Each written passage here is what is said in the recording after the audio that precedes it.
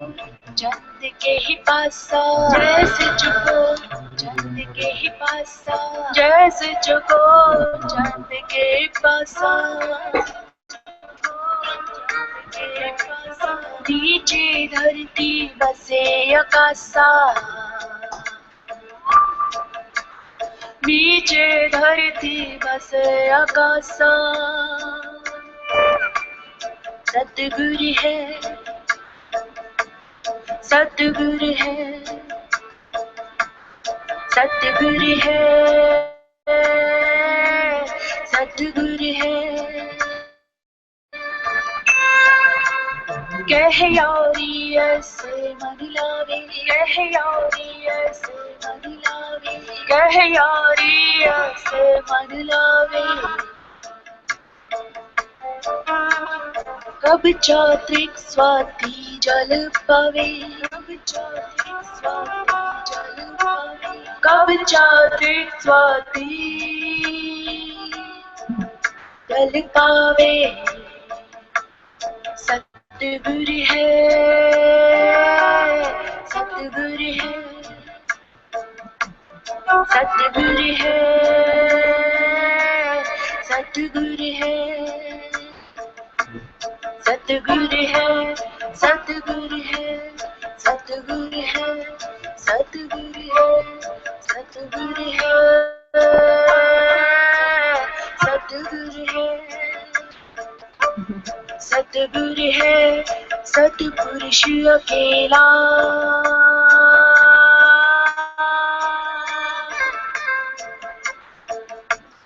सतगुरु है सतपुरुष अकेला. In order to meet him, you must yourself disappear, and in your absence, he reveals himself. This is the ultimate truth. The ultimate truth.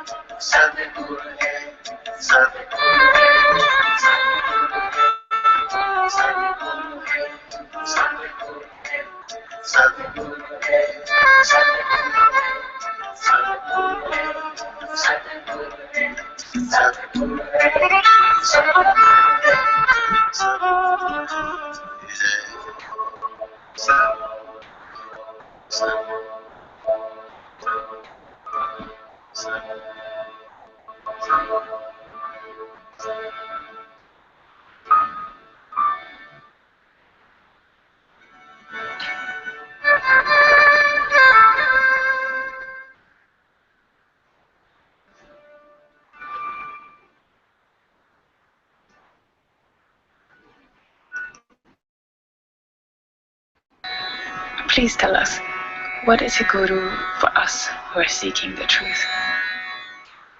The guru actually is the polar star around which all things revolve. The unmoving one, the core,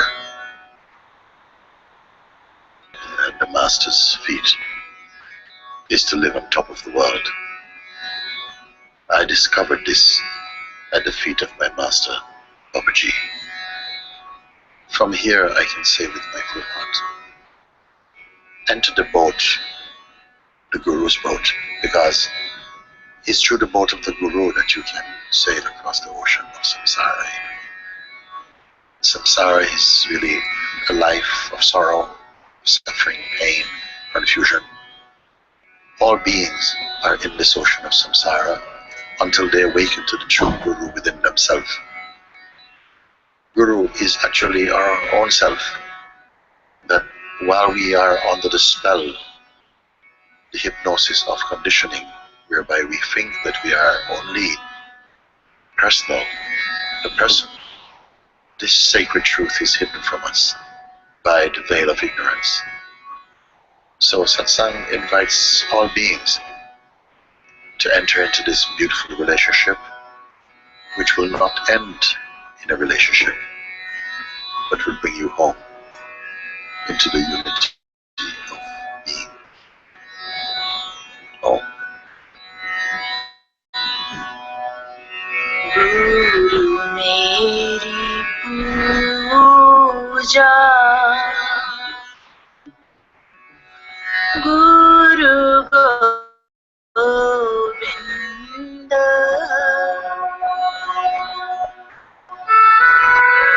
Guru mera par Brahma, Guru Bhagavan,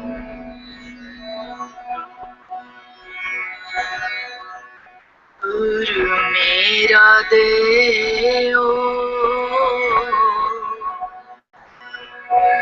Alakh Abheo,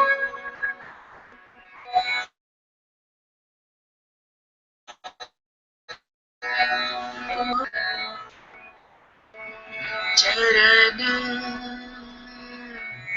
Guru Seo, Charan Guru Seo,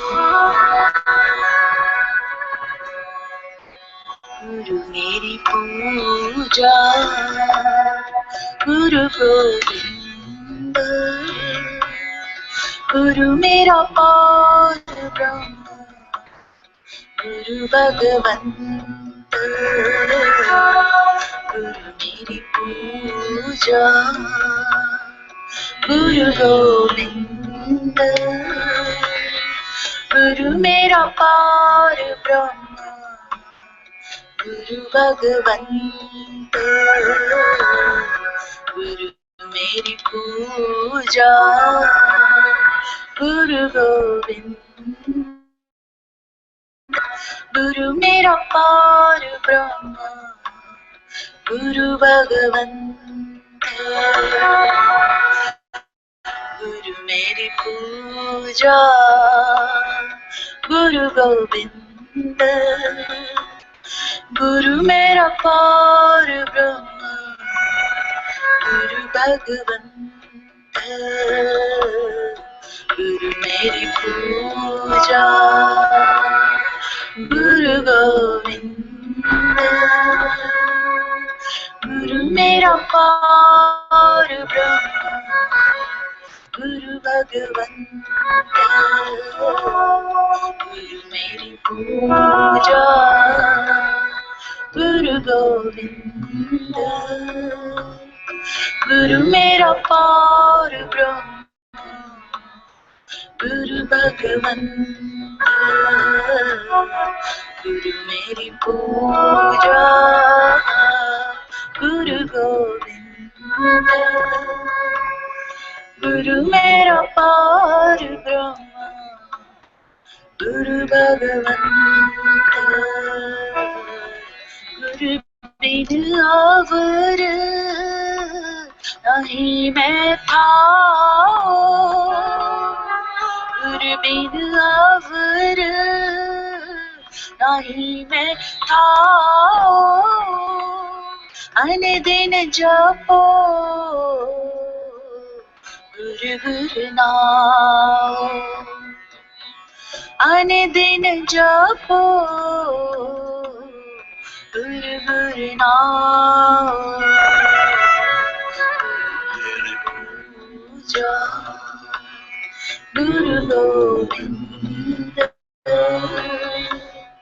Guru mera par Brahma, Guru Bhagavanta,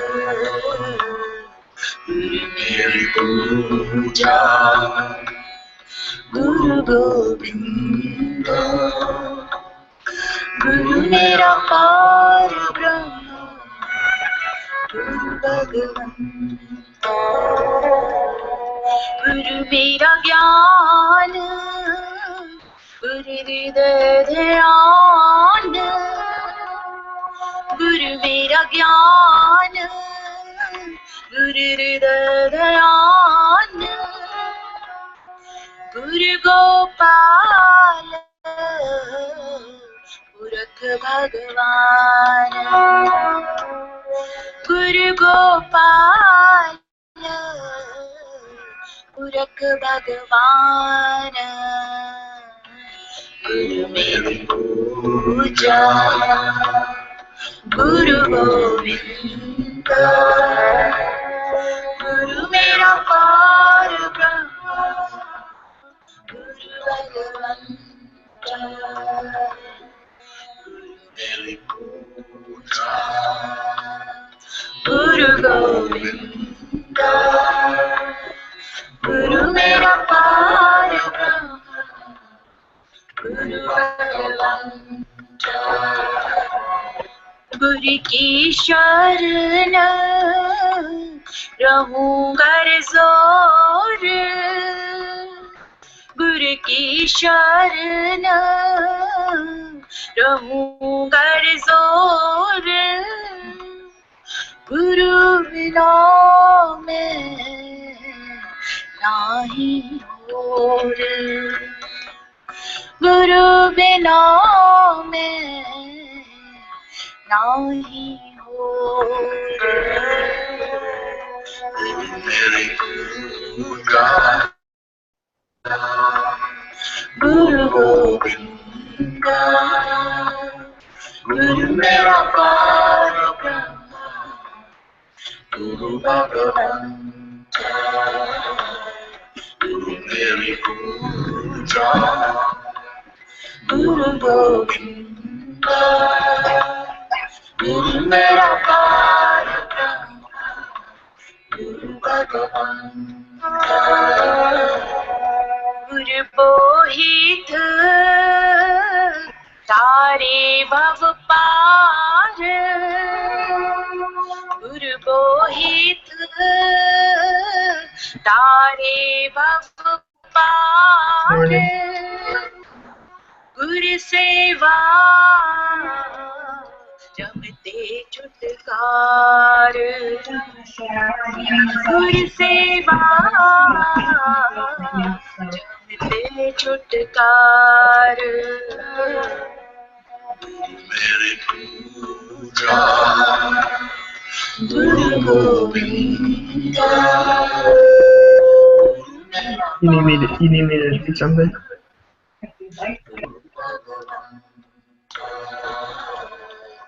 गुरु मेरी पूजा गुरु गोविंद गुरु मेरा पार ब्रह्म गुरु भगवंत अंधकार में गुरु मंत्र उचारा अंधकार में गुरु मंत्र उचारा गुरु के संग सकल निस्तारा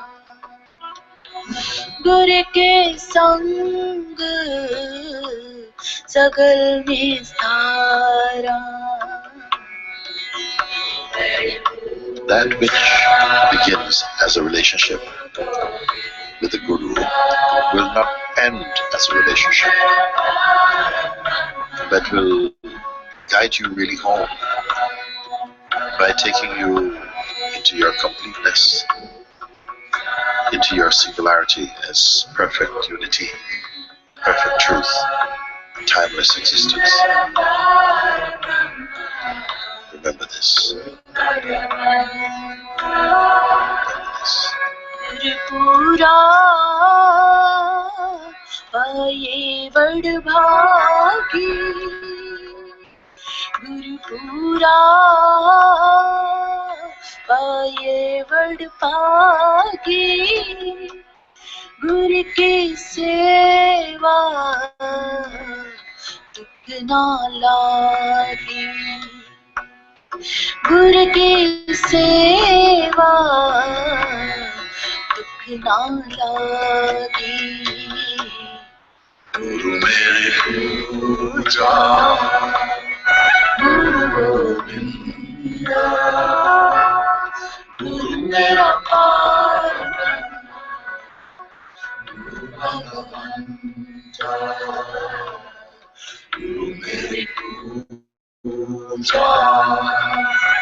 Guru Govinda, Guru Mera Parabrahma, Guru Bhagavanta, Guru ka शब्द मीटे कोई गुरु का शब्द न मीटे कोई गुरु नानक नानक हर सोए गुरु नानक नानक हर सोए मेरी पूजा गुरु गोविंदा गुरु मेरा पार ब्रह्म गुरु भगवंता मेरी पूजा गुरु गोविंदा गुरु मेरा पार ब्रह्म गुरु भगवंता गुरु मेरी पूजा गुरु गोविंदा गुरु मेरा पार ब्रह्म गुरु भगवंता गुरु भगवंता गुरु भगवंता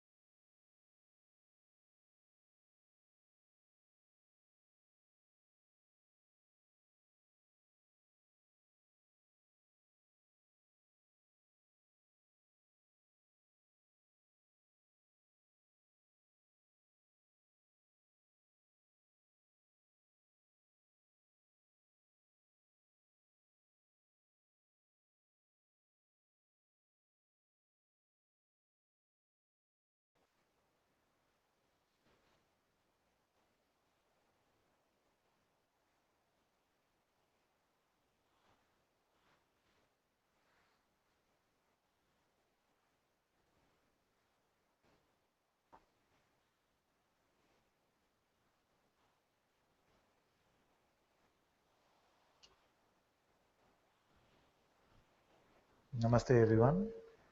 Very warm welcome to Satsang today. Sadhguru Shri Muji Ji ki Jai.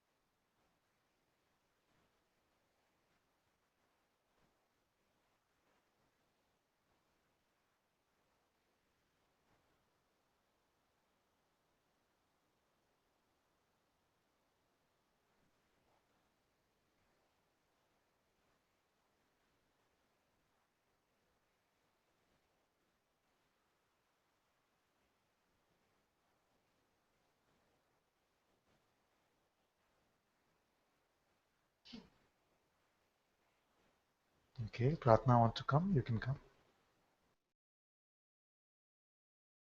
Namaste, Father.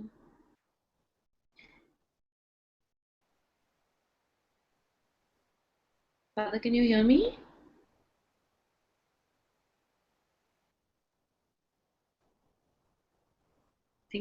Am I frozen or is Father frozen?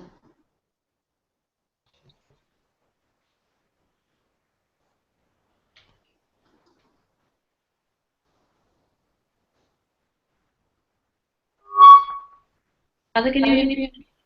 We heard something. Yes, yes, yes. Okay. Yes. Father, there's a lot of There's a lot of echo. echo. Okay. Maybe you turn it a bit. Okay. Father, Okay. there's something over here that almost wants to throw a huge tantrum. We have a club for that.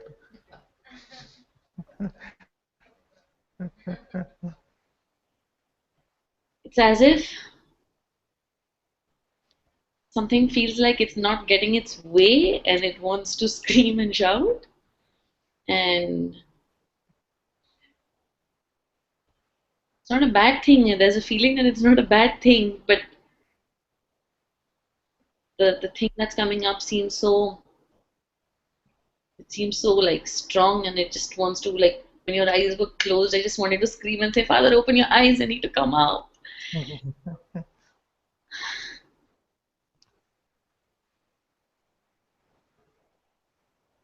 And I don't know what's happening, Father. I just don't have, like, Let's go slowly. Something wants to throw a tantrum.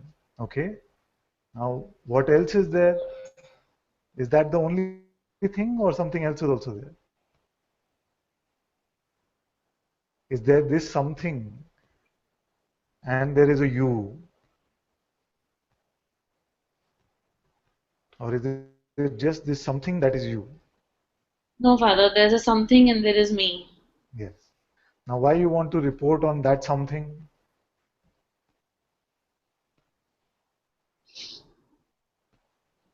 Just, I think, because Yeah, if it is not you, then you're just watching it.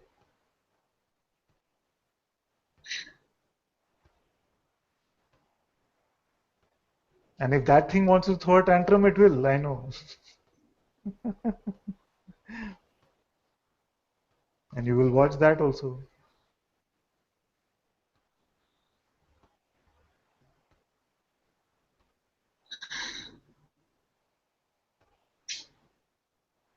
Okay, throw the tantrum. Let's see what it sounds like. Now, what is the major complaint? I don't know, Father. It feels like I can't function, Father. There's no, like, I can't function in day-to-day life. It's really intense. And like the kids, they've been like, I've been so short-tempered with them because I'm supposed to perform these duties as a mother, and I'm just having no energy to do it. And there's something, I'm pushing myself to do it, but I'm trying to inquire that who is this I who is pushing who to do it, and I can't. What's happening, Father? I feel like I'm non-functional. Like, But even now, the functioning is happening now. yeah, Father, to come for satsang and all the functioning happening. That's a tantrum.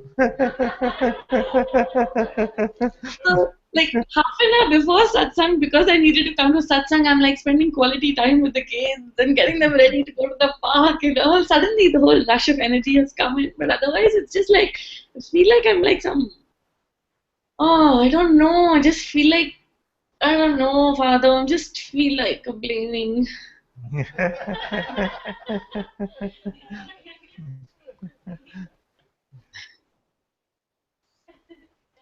Me, one time, maybe more than a year ago, one of the Sangha members, she had 2 or 3 of her family members in the hospital, and lots of things were happening at the same time. So she was tending to this one, tending to that one, and some were really serious in the ICU. Something was happening, and I called her up. She was in Australia at that time. So I spoke to her, and she said, I don't know, or something like this. I'm paraphrasing a bit because I don't remember accurately, but she said something like, there's this to do, and there's this to do, and there's this to do.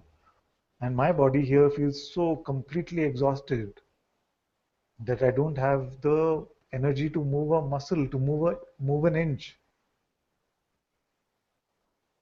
And I saw that the response that came from here was that whatever is really required to be done, the energy for that will also come. Now what happens is that,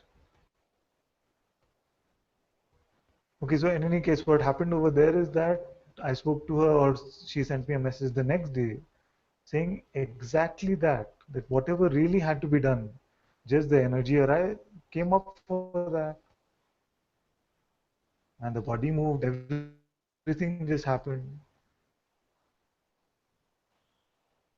You see? Is that the mind comes and it says, but see, now you don't have the energy for this also. You're not taking good care of the kids also. You're not doing a good job at work also. So all of these complaints the mind is having actually. Because the mind is trying to make the pretend person out of you again.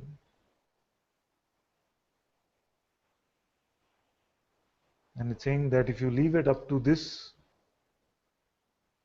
that is just here, this consciousness, this being, then it's not going to move. You will become a terrible mother. But how do you know these things?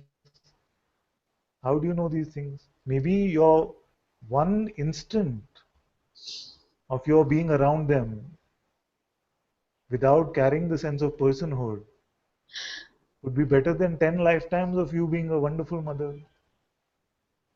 How does the mind know any of this? So don't go on these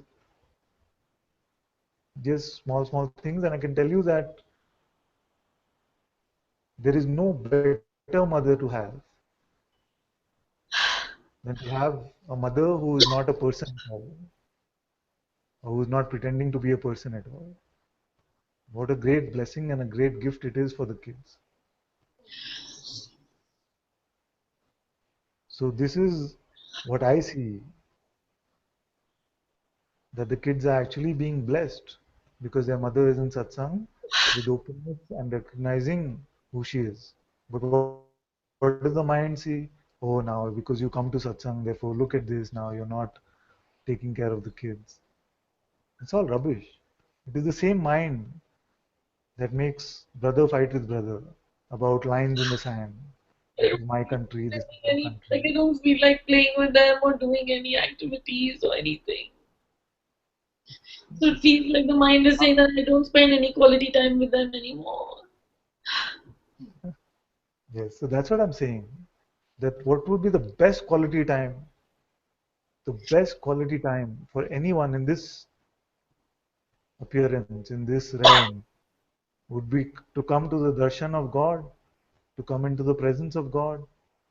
So as we are removing the person out of the picture,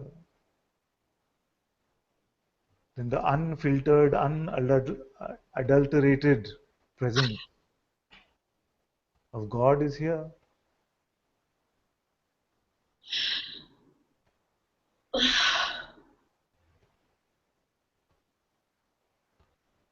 Don't go with your mind report card. If you fall into that trap again, it will sell you all these stories.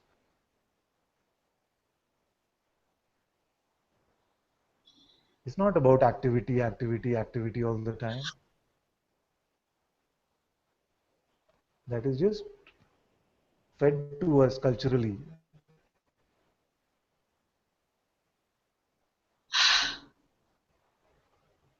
There is no higher quality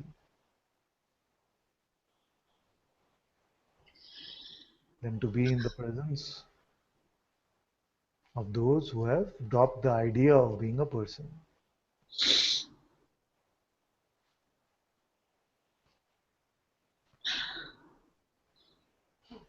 Then you will find, like here, not just your kids are calling you mother.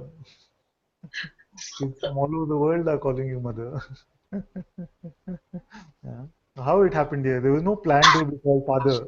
You see, I have two kids also. There was no plan that I'll have, so many from all over the world who will call me father. There's nothing I did to do that. They must be finding some quality time.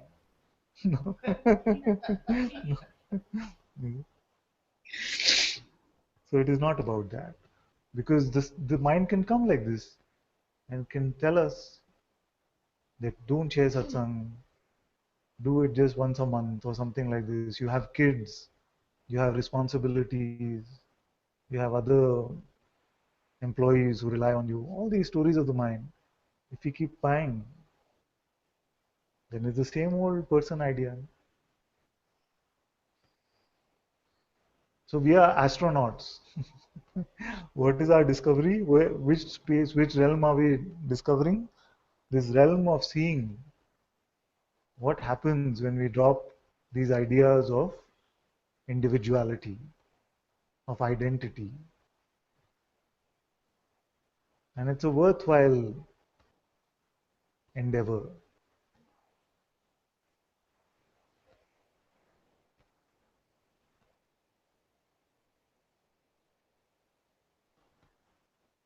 In a case, in a few years, if your kids have some real complaints, they can come to the hangout and tell me that because of you, you know, this is what happened.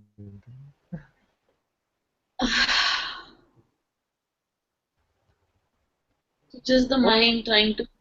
Yes, yes. But now you must fall for some special mind trick. Don't fall for these same old ones. Hmm? Let's not fall for the same April Fool's Day trick. Let it be a little creative. Let it come up with something innovative. Let it do some hard work. You're not being a good mother. What about work? All this we've looked at. It's okay. It's the same old stuff. Now, what else does it have? Just Something felt fresh. like just this mother thing and this work thing which I put it on heart altar. I just wanted to like before the mind just kind of snowballed into something big. I just wanted to put it out and like I was just checking myself at the right time and not letting. It's very good to do this. And no need for any fear from the mind also.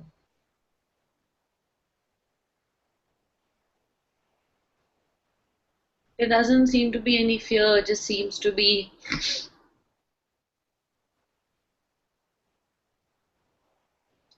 in this lethargy and no energy to do anything and some work related, but just wanted to put it out, Father. I just didn't want to carry it forward anymore because the mind, the thoughts have been like the mosquito, like you said, but I just didn't Very, want it to build on itself. And very good. Can we all agree today? There's maybe a few of us who are listening. Can we all agree that if we had to look at this concept of work and there was a doer here who could do some work, then what is the best work that this doer could be doing in this realm? Is it the making of money which is the best work? Getting more plastic and getting more metal and paper? What could be the best work? If there was a doer, if all of us were doers, and we say, okay, now we are going to do the best work, what would the best work be? what we're doing just now, Exactly.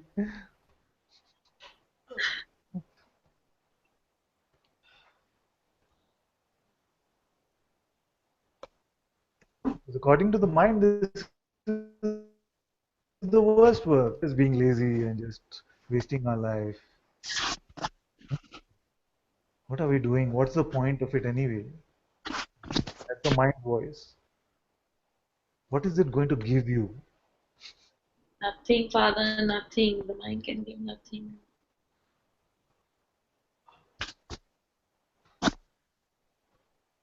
Only trouble.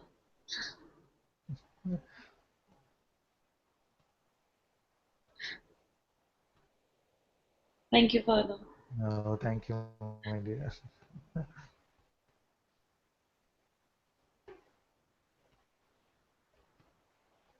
Come, you come, but also there's somebody on the hangout. They can come first. You can sit here. Neil wants to come.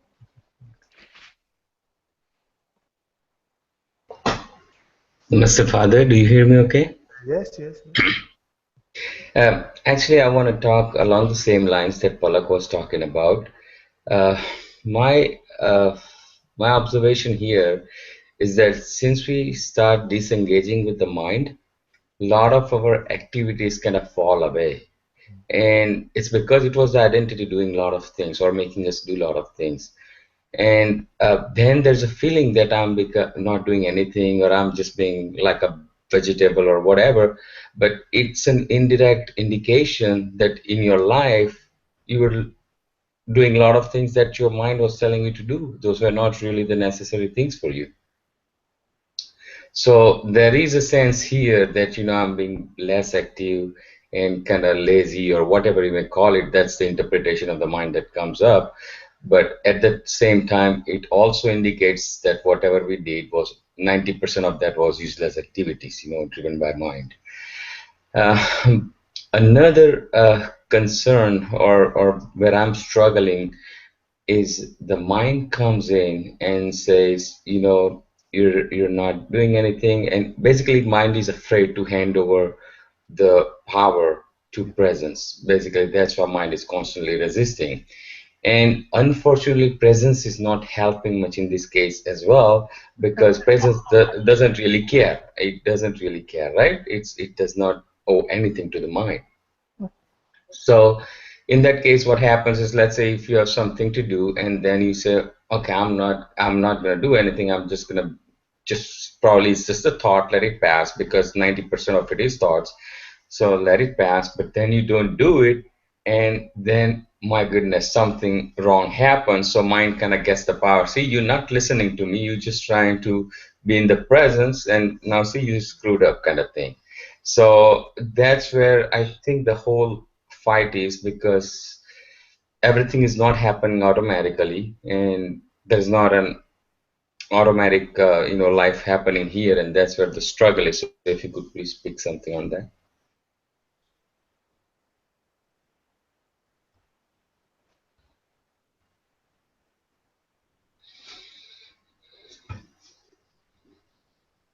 Actually, everything that appears to be happening is just happening on its own. And yet, so although that is the truth, I know what you are also saying. Because it seems like all those interests in those activities, that seems to be dying away, and it seems like there's a lot more just sitting around, not wanting to move. You see? And this is very natural.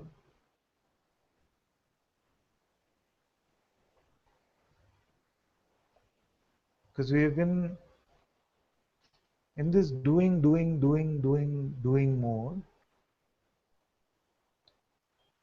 And then when we start to come to satsang, it can be that, okay, this doing is being dropped.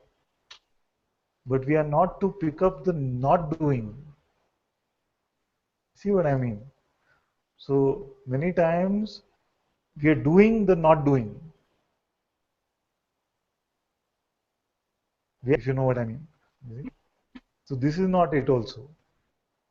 All of this is just a play of consciousness, but we are now looking at a different level, which is presuming that this play just happens like this because of the sense of doing or not doing. So we've gone from doing, as if that is the purpose of our life, to then saying not doing, because my mind is saying doing, therefore I will not do, which also the mind is saying.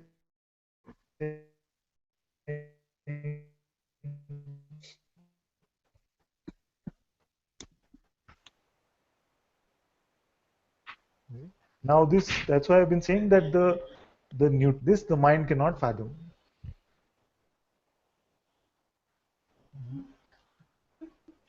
The I don't know what action is going to happen to this body, what words are going to come through this mouth, which email is going to get typed out through these hands. We don't know anything. You see? Because this neutrality is the end of doership. This neutrality is seeing that there is no individual doer here anyway. And we truly don't know. Right now, you don't know what you're going to say next. Now, if you think about it, you might say, I know. So if you don't even know what we are going to say next, what is this whole thing about planning life? You see, because based on what you say next, our entire life will unfold. I might give you such a terrible answer that you never come to satsang again, and your entire life changed, isn't it?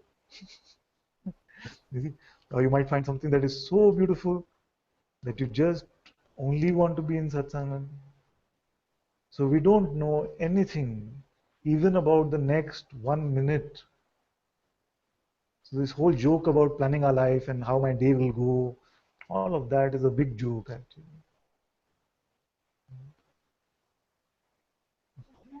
We don't really know anything.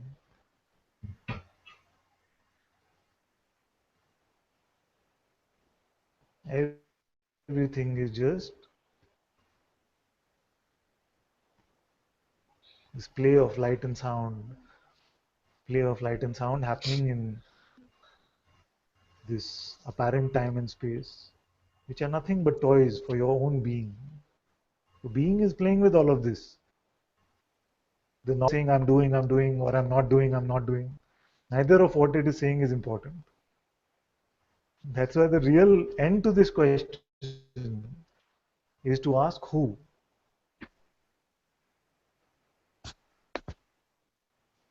You see? So the mind comes and says, oh, but I have become lazy now. Who has become lazy? Yes, I know that typically the way this realm appears from the sense of being a person seems qualitatively different from how the realm appears when the person idea is being dropped. But just because it is different, appearing differently, doesn't mean that actually was a person and now there is no person. There never has been the doer. The personal doer has never existed. Okay? So then, like you said, the presence is not doing anything.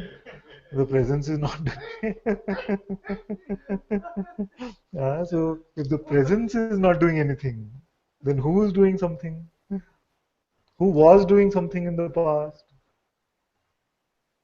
Did a Neil actually take birth? You're right, Father. What I mean by presence is not doing anything is like presence is not helping to defeat the mind. Yes. So, it is totally neutral. The presence is no longer seeming to dance to the tunes of the mind. Because, okay, you can spot it for someone else. Okay, so suppose now you were looking at what Pratna is saying, and Pratna was saying, I don't feel like working. When you look at it in her case, you can say, but you're doing the best thing, you're coming to satsang. What else is there to do?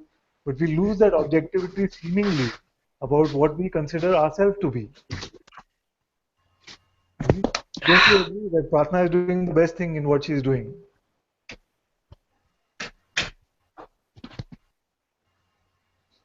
That's too long a pause. I'm getting a bit nervous.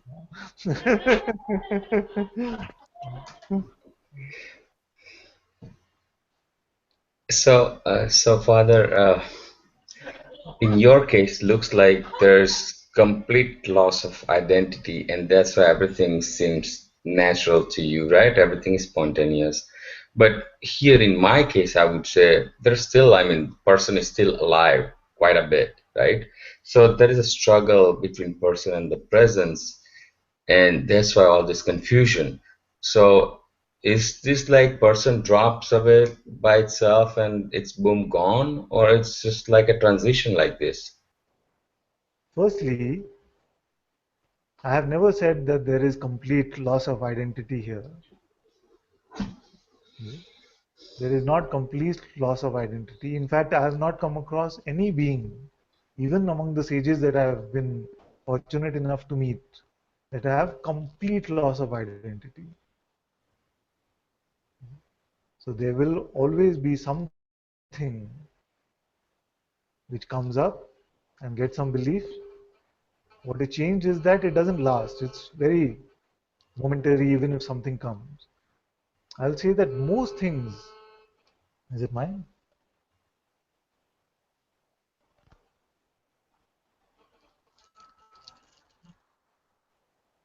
I can say that most things that I used to believe are now gone. See? I would find that there is still a rare thing which comes up, which still gets some belief. So it is seen that in this realm, there is no complete dropping of identity. So we can say predominantly, mostly, we are not buying what our thoughts are selling us. Anybody's phone?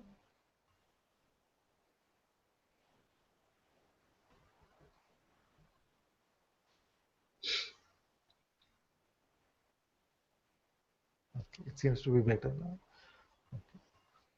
Okay. So we can say mostly. So we must drop this idea of complete, because this complete is a mind trick. Because there will be an instance where you'll believe something and the mind will come and say, see, you're still being a person, you're not free. So no completion. But you will find that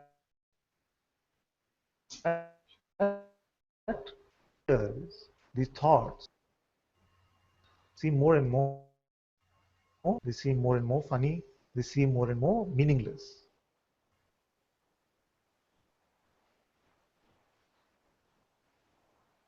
How do they go, you say? How does the person go?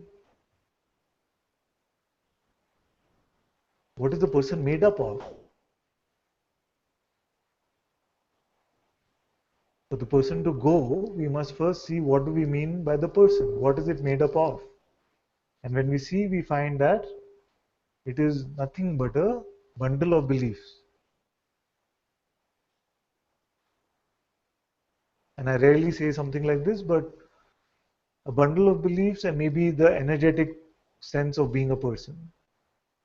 So this bundle of beliefs, we have seen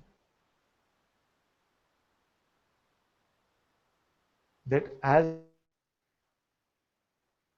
we are withdrawing our beliefs weaker and weaker and weaker.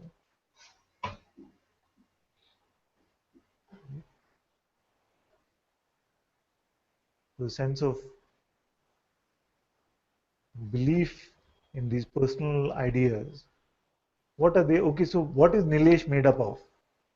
Nilesh, the identity, is made up of what? Nilesh uh, grew up in India. He has a job in the US. He's a good person. He's whatever, hardworking, whatever attributes. If all of these attributes, one after the other, were taken away, and we said, who grew up in India? There is no person. We find that there is nobody. The body was here, maybe it seemingly appeared to be here, but that body is not Nilesh. Then we throw that out. Who's a good person? Nobody. Throw it out.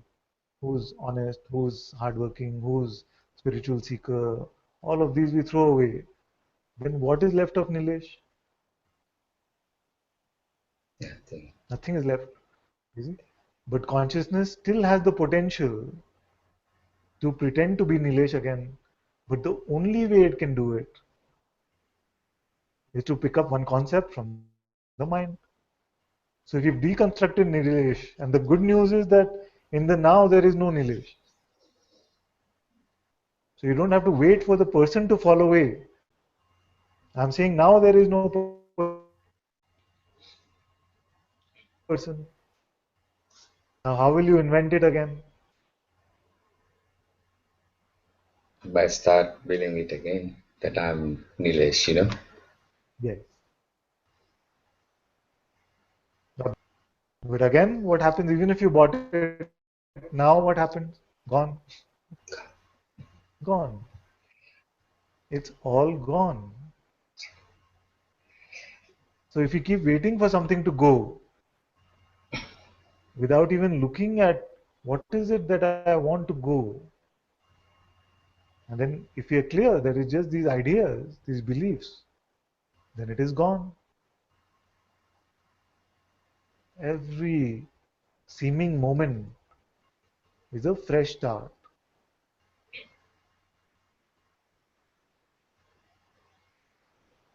So till we come to the direct seeing that there is no such thing as time, let's use time and see that every moment is just fresh. So now what do you want? So now everything is gone.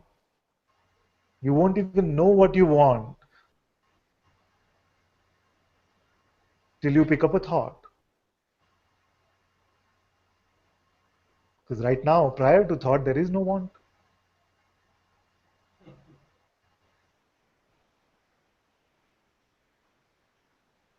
Yes, Father. I think it's all done by the thought. I completely agree. And in my observation, I think whatever people call sadhana is nothing more than to see the thought as a thought. End of the story. There's nothing more to sadhana than that. Just see the thought as a thought. End of the story. Because once you do that, all that remains is the self, like Ramana keeps saying, right? It's so simple in a way. But so my problem, Father, is you constantly talk about non-doership, right? And now my mind is like a pendulum who was obsessed with doing is now confusing non-doership with non-doing. Not doing. Yes. So that's where I think the whole confusion is. The non-doership is wonderful, but it has translated into non-doing or misinterpreted into non-doing at this end.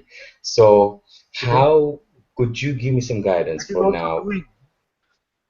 You see, because it is doing the non-doing. Yes. You Like see? Gita says, right? You're not doing anything is also one type of doing. You know, it's absolutely right. But again, there's not enough intelligence or sense here to differentiate between non-doership and the non-doing. And maybe if you could guide me there a little bit. Yes. Doership is reliant on the belief that there is the existence of this separate entity called Nilesh, who is the doer, isn't it? Now, as we are open, as we are not believing what our thoughts are saying, and we are not resisting any appearance at all, including the movements from this body, then it just becomes as if you put on this virtual reality headset and the script and everything is playing out like it is meant to. Be with me in this example, all of you. Because you put on this virtual reality headset and the body is moving like it is meant to, the other appearances are moving. You see? You are just sitting in one place, but this whole realm of appearances that came when you put on this headset is all moving, and it seems like You have hands and feet which are moving there. You see? But without buying this artificial intelligence saying, you must walk left now. And the artificial intelligence voice is coming and saying, you must walk, like Siri voice, no? Walk left, something. Yeah? And then sometimes the walking in the script is going left in the virtual reality. And then the voice comes and said, yes, yes, very good job. I was so good today. And sometimes the voice was saying, walk left. But in the script, it was moving right. And the same AI engine comes and says, but you're not following instruction. You see? So when we start asking, who are you talking to? You realize that it's talking to that seeming game character, which is not what you are. All of this is just appearing in front of you. All this movement is just happening. Nobody knows how to move our hand. Do you know how to move your hand? It can seem like, yes, I am moving my hand. How did you move it? Do you know how to make a neuron fire? No mind knows these things. So the neurons are firing seemingly, all these nerves, all these are moving, all of this is happening. There's one imaginary character which is sitting and saying, I am doing this, I'm not doing this, I should do this. That's all that's happening. Nobody knows how to do anything at all. It's just taking credit or blame for everything that is just a movement, just an appearance which is appearing. So you take this one who has this question out of the picture because it doesn't exist. Whose question is it? Still delicious. It's not God who's asking, so now because of your pointing, I've understood this, now what should I do? So it is trying to take that which is non-personal and make something personal out of it. It's trying to make a personal understanding out of that which is non-personal. You see? So now, what would you advise that game character to do? I see. You say, what a waste of time. There is no game character. See, mind comes out in so many subtle ways, trying to look very genuine and, trying to really help. And, it's a mess. It's a mess. Yes. There is no help that God needs from the mind. The mind talks to this one that can be, okay, look at what is really happening. Okay, the voice comes. Who is it talking to? We don't know. Who is the mind? That also we don't know. Neither parties of the conversation we don't know. The mind comes and says something to that which we don't know. And then some action happens or not. Who did? That also we don't know. But we say, the voice itself comes and says, but you did this right or you did this wrong. Now, if we didn't have the power to believe what this voice is saying, could there be any trouble with any of this? Like we were joking a few days ago and saying, suppose there was a problem with the programming and the voice started speaking in,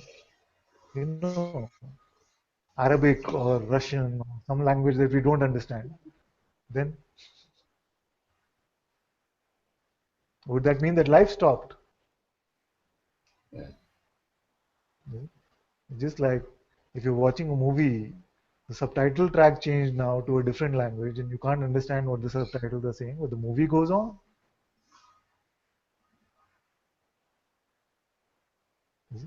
So what really happens is that this imaginary reference point that we made up for ourselves to be, that is seen through and it dissolves.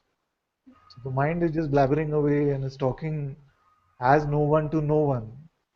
And then no one is really concerned about it also. Yeah. So this false concern is what is being dropped.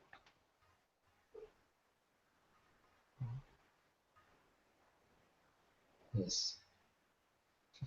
In Hindi, there's whether I should say these things in Satsang, but in Hindi we say Begani Shadi mein Abdullah Diwana.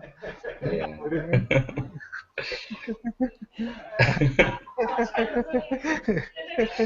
Azhar will translate. Give him the mic.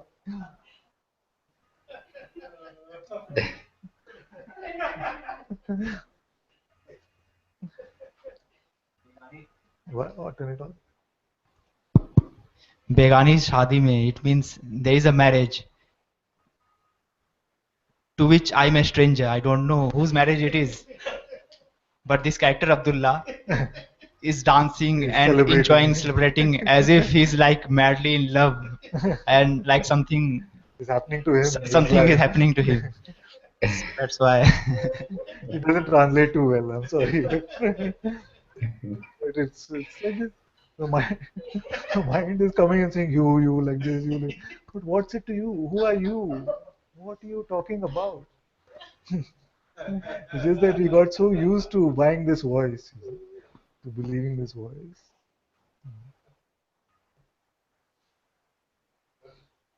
And the mind itself now is coming, like you say, it's trying to be your good friend now, spiritual friend, saying, see, Father, now I've understood what you're saying about non-doership, and I know the mind has made it a non-doing. Now, what should I do, Father? Who are you? In the very sincere voice, who are you?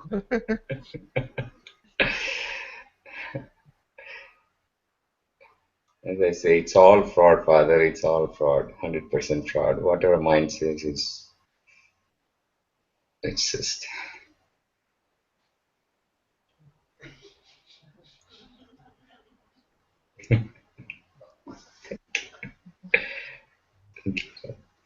Thank you, thank you.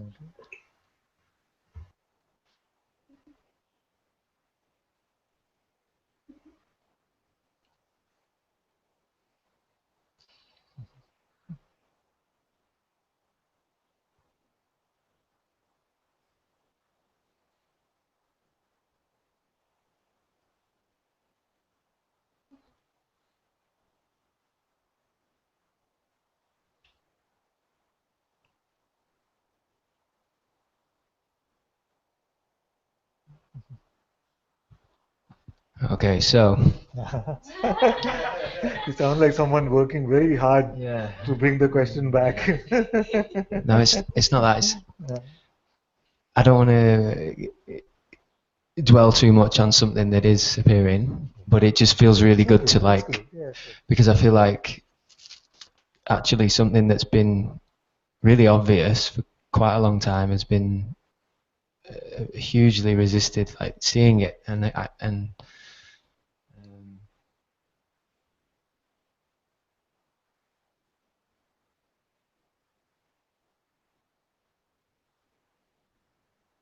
and it's like, yeah, I think you were talking about two types of emotions, like these base level ones that just come and go, and then there's these other ones which obviously need some belief in something in order to do that. And so yeah, so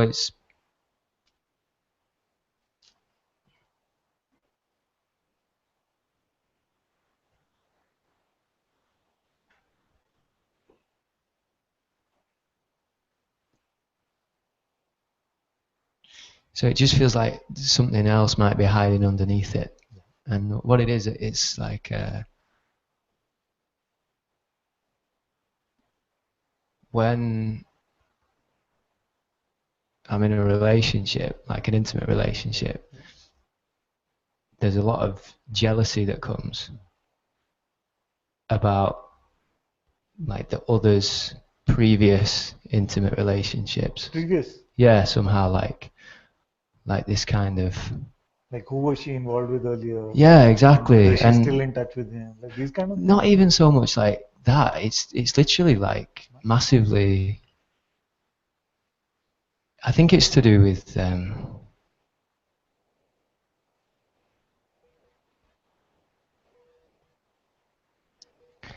it's just this something refuses to accept that like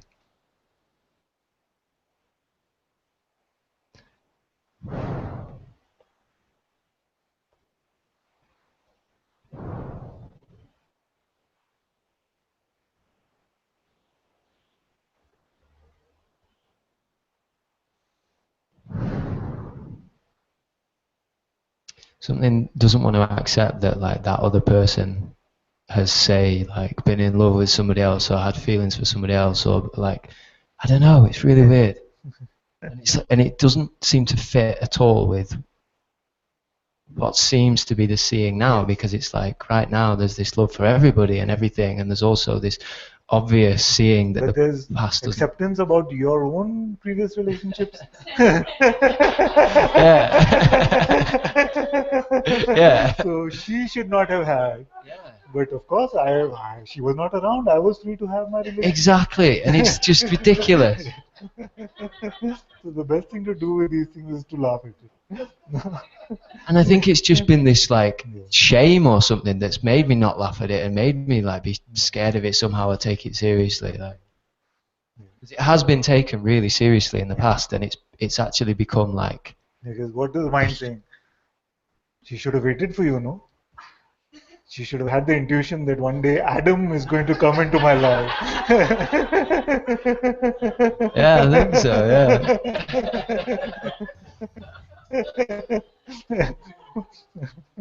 It's definitely.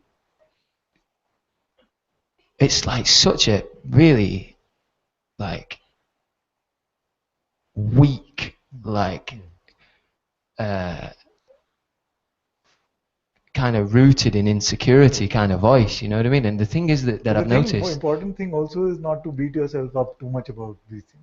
No, I just want to like see, because what is this it? kind of thing, maybe not about previous relationship, but even in animals there can be some sense that my partner should only be mine in that way, not like verbally said, maybe, I don't know, but there can be this sense that no other man should come close to my partner or something like this. So it's very primal also in some way.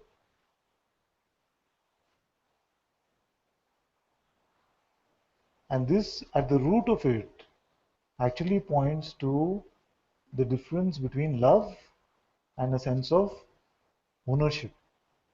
We want to own somebody. Our idea of love is that you should be mine and I should be yours, or something. Or I can be free actually, but you should be mine. Mostly. So that is not love really. Because love is always spacious. And love is love. It means I love you and I don't really even care about so much what is playing out through you. So forget past, even if you met somebody special while I was away and you got into a relationship and that is over now. Then what's the problem really?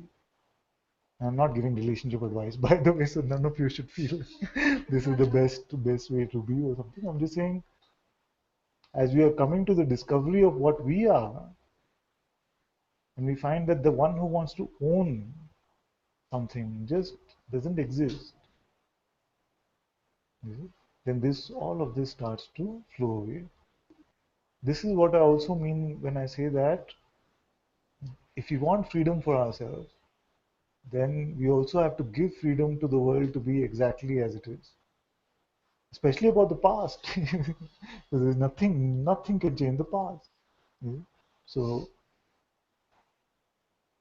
once we have given this, when we have given this freedom to the world to be exactly as it is, then only then can true openness come.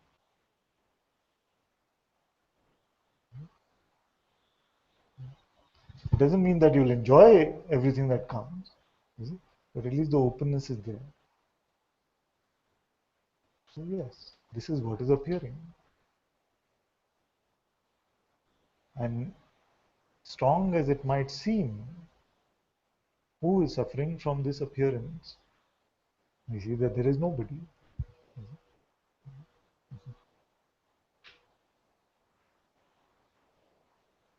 Who's in a relationship? I'm not Advaita policing you. It can seem like that. But our recognition is that the play of relationship seems to be playing out here. The one who's playing the play has been playing all the seeming plays that have happened, including past relationships.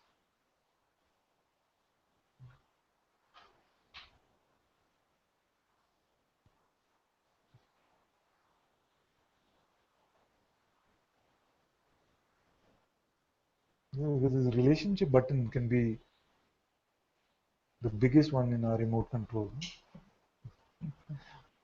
You know what Yeah. this is the remote control that makes us dance. You push relationship button, you go ouch, ouch, ouch. Yeah. Relationship, money, freedom. All these are the buttons on our remote control.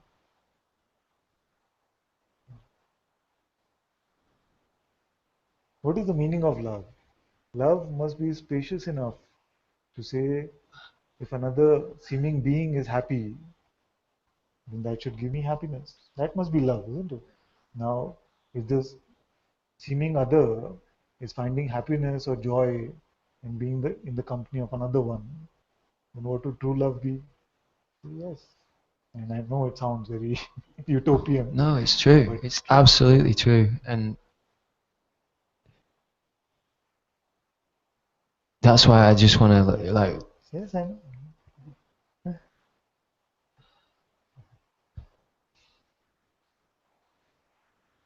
I just feel like there's something else that's kind of led under that stone. You know what I mean? And if you can see what it is, please just. Could be. It could be a lot of these things come from our prior experiences, of seeming past betrayals, of seeming guilt that we did in the past. You see? So it can be triggered because of all of this prior conditioning that we have. Because a baby would not feel this way. Without conditioning, you would not feel this way. Before at least the baby starts having thoughts and start believing the thought. It cannot even have sibling rivalry. Even twins among themselves are not fighting for attention from their mother till they start believing their thoughts.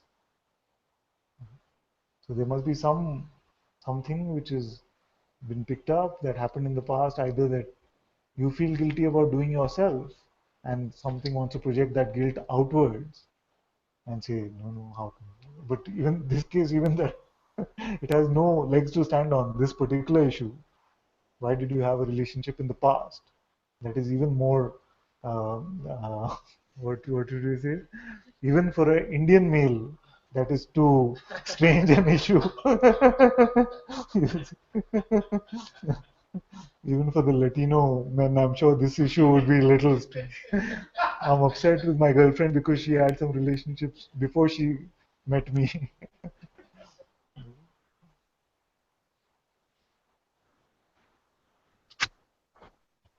I just like Yes. something. What is it like when you imagine them together? Something starts to poke, or what is it? What is it? Just the idea of it.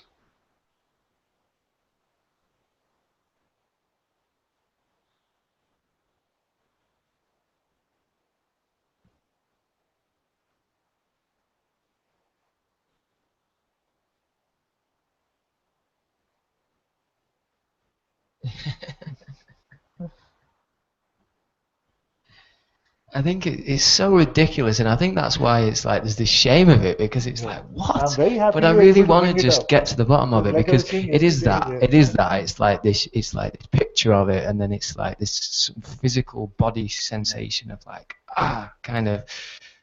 And also it is. It's like this sense of like not wanting to imagine them happy with somebody else. yeah. Her, you mean? Is it them? Yeah. No. One relationship. I feel like it has been a kind of Pattern. pattern, yeah. Like it's just something inside this psyche or whatever that just refuses, flat out refuses to accept that like a girl which Your way. I'm with could have ever been happy with.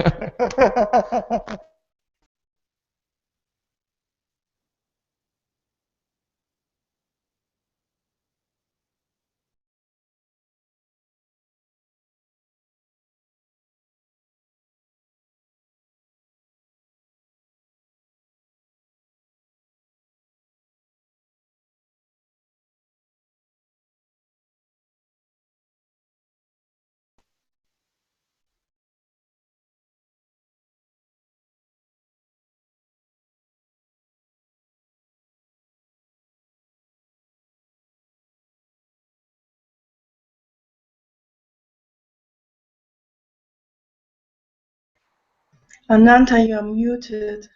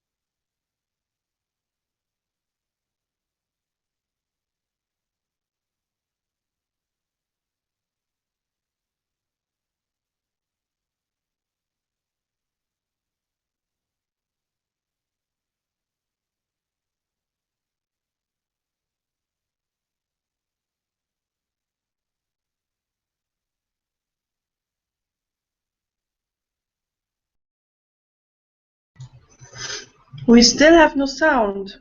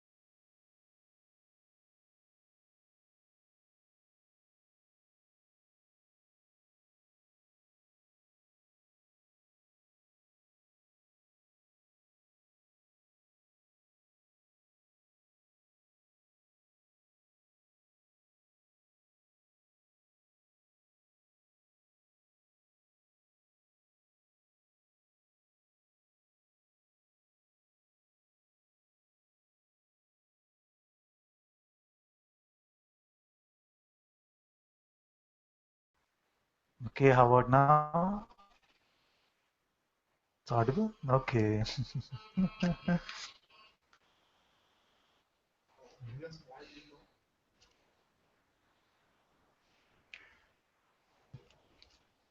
So in these small, sometimes seemingly silly things, then one small thing like this can lead to a lot of struggle and lack of spontaneity and feeling of claustrophobia in a relationship. Maybe it's natural and open. Maybe everyone can just turn them off.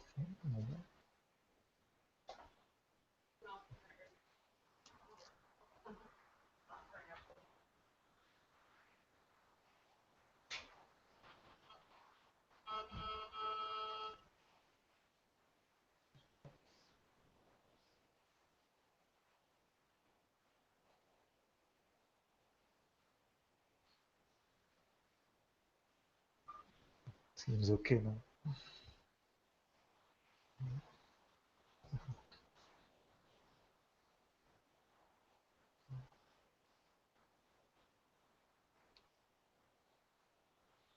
And I think it's either like, now I'm just actually being completely honest with myself about it. It's one of two things. It's either this thing that's to do with not wanting to accept, or wanting like some kind of it's exclusivity. That's what it is, yeah. And it's either love or sex. Yeah.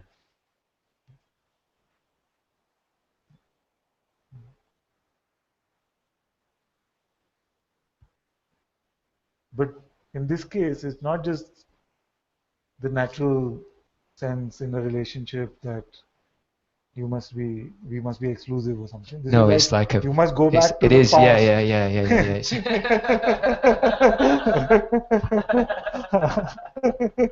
Go to what is it? Marty McFly's time machine. And say, I'm going to go back to the past and tell that girl that you're going to meet Adam in the future. So he's well worth it. And he's going to be very upset about this, so please. It's so crazy, isn't it?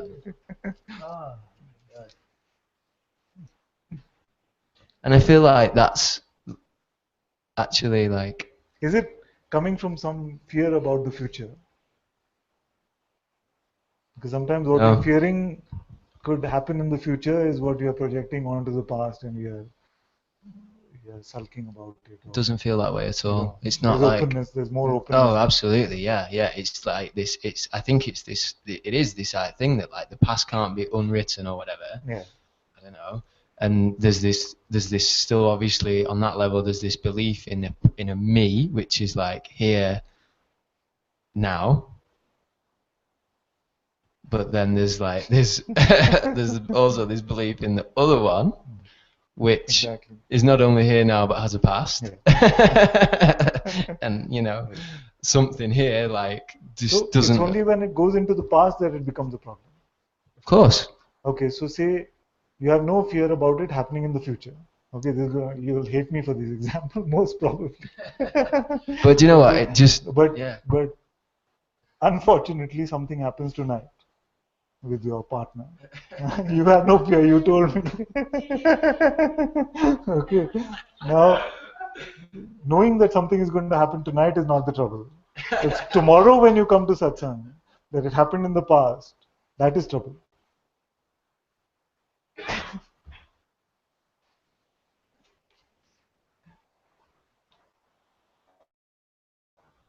I don't even think it's like that, to be honest. It's the really like old one. Yeah. Is there one particular guy that you don't like in this whole thing? Or maybe it's no, that's the thing. Like, it seems to just be like this. And actually, say for example, if I look at that, actually no, there's nothing against the guy. I don't know, because I think if I'm going into it like too much looking, it just feels a bit like no, maybe not. Hang on.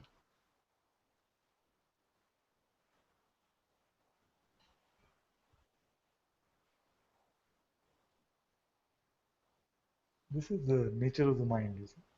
It can take something so there's nothing at all and try to make something out of it. And that's what I mean, is like, I don't want to have to think about it in order to tell you something. Because then it becomes a story. But I have to also say that like there is a big physical like aspect in the body of some kind of like resistance, which I always feel is worth like looking at, like what is it. And then there's also just the fact that whilst it seems to just have suddenly become super clear, like actually there's been this massive reluctance to look at it in the past. So I think that was why there was just, I wanted to come up and I wanted to just be like, okay. Very good. Yeah. Because to come up like this, it's very good to have this openness, and actually it's very good you have this integrity, because we are talking about awareness and consciousness and things like this, but really what's festering inside you is this. How could she have been with this one in the past or something? And you're not, and many times it can just be this distracting sort of energy or thoughts. So it's good that you lay it out here. I have to share as well that I feel like recently there has been a big kind of coming back to this human experience in terms of in in Tiru, for example, it was like this laser-like focus of just whatever was appearing and the fact it wasn't me, and also this non-doer, you know? Yes. And that was a really beautiful stage, but it feels like now there's been some level of seeing of that. Actually, what seems to be more what's real now and what's here now is like this almost not going back into the awareness being, you know, kind of model or whatever it is, but actually looking at like this human experience and just being really honest with myself, and also just kind of exploring these funny quirks and resistances, and it all points back to awareness. It always points back to like, okay, so who does it apply to? But it's actually like things like speaking honestly, because actually I would say for a while there was this kind of like I'm awareness, and so you know, but actually like that was a really big dodge from allowing this stuff to come and it becomes express. It can become, that's what's tricky about that, because the same words can come from the complete integrity and they can come from a ego defense also. So it's never in the words, but where they seemingly seem to be coming from, what is the smell behind them, that is what we need to see.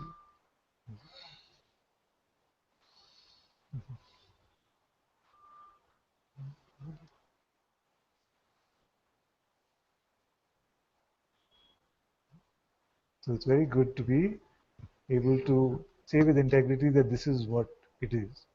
Now, sometimes the mind can also take that too far and say, yes, now I should look at all my human frailties and bring them up in satsang or something, but it's not about this also. You see, there's neither way. There's the neutrality and integrity, which can be sometimes this, sometimes that,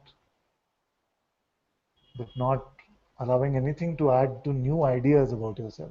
No, it's like not really searching for these things, but it just seems like they're just appearing now and again, and there's just always this invitation of like, are you ready to look at this yet? And then sometimes it might be like, oh no, and then other times it's like, okay, and yeah, just like there just seems to be like a real, like it was always in the beginning, it was always like I was desperate to escape this realm and being human and somehow go off to some far, I know I'm going off on a tangent now, but like to go off and escape that. And it just feels like now actually, if I'm willing to be open, there's such a depth to this life without anything like trippy or escape, yeah, like just esoteric. Yeah, esoteric, perfect, esoteric. Actually, just like the regular, what's here and what comes, and it could just be. It's just to like being honest with myself and being open, and actually, that's like really. I'm really grateful for that, actually. So, yeah. A lot of times, because we are scared of the openness that comes with the recognition of the truth, then we might pick up just as ideas, some spiritual concept or something. So it's very good that if there was sort of a defense mechanism like that, even that is being dropped. That's what I mean by don't just Advaita it away. If you're really feeling like something is there, then let's look together at it. We can. And if it becomes another mind trick and it becomes just habitual, then we'll look at that also and say, okay, this is also a mind trick. Leave this one.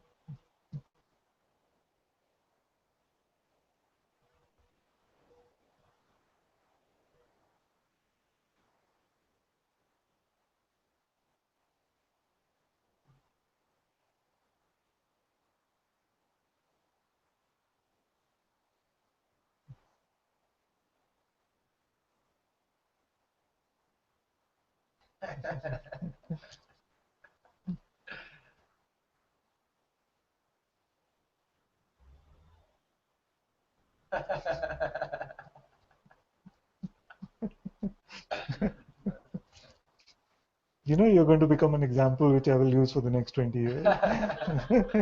Look at the mind. It can even use something like past relationships.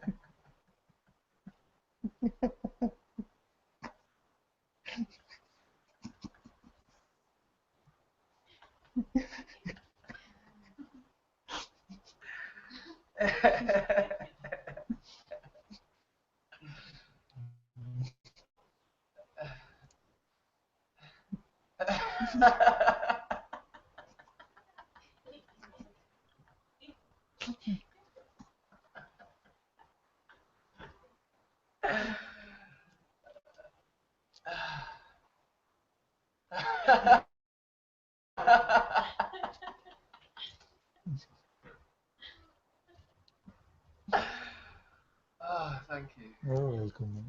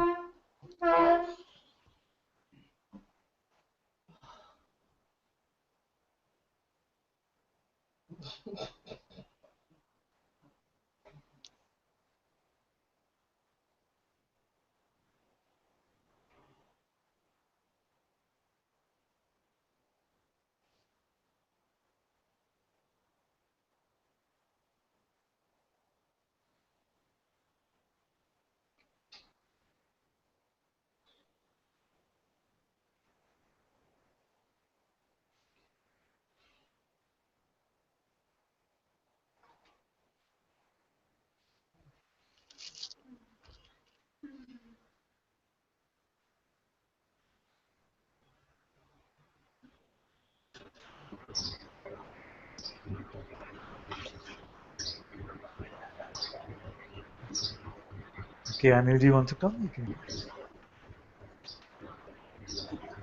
Namaste, Bhagwan. Namaste, namaste, Mike. I just wanted to know what is the proper way to attend a satsang. Because sometimes, there is too much activity, mental activity going on. Sometimes there is a boredom. Sometimes there is a judgment. Sometimes, it feel like a compulsion to sit for 2 hours. Yes. Sometimes you feel like, not every stuff is relevant to me. All these kind of thoughts, they keep coming. So I just want to know what is the right way, what is the appropriate way? How should a sadhaka attend a satsang without judging uh, or without looking uh, at the Sadguru as a person? What his beard is, whether it is white or not, what T-shirt he is wearing, all this kind of stuff. I mean, it's a mind, of course, and I just cannot keep on telling myself, look, it's only a thought, look, it's only a thought. So then I will lose the gist of the satsang. So, is there any preparation required before I enter the satsang? Maybe some 5 minutes of, sitting in silence with myself or something like that. So, if you could kindly, let us know as per your experience. Yes. Thank you. Thank you. Thank you.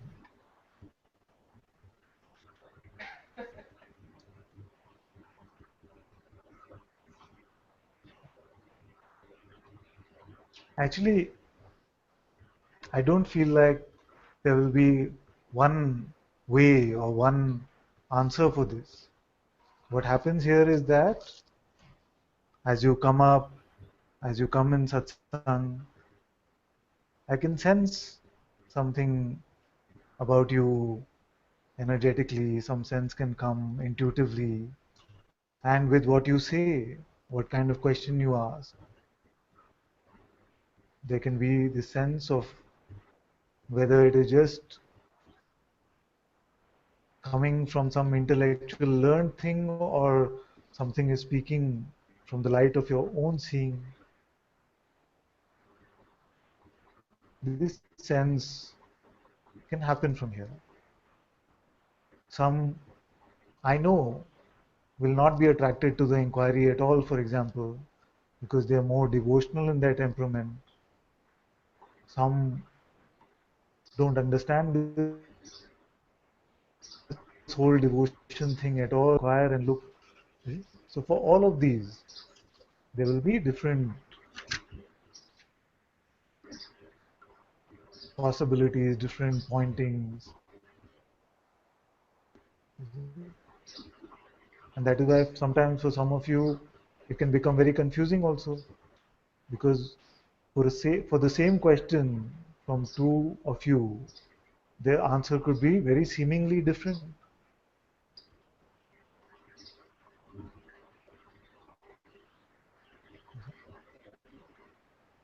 So the sense here, what operates the voice that comes from here, if you can say that it has some purpose or something like that, then it is one to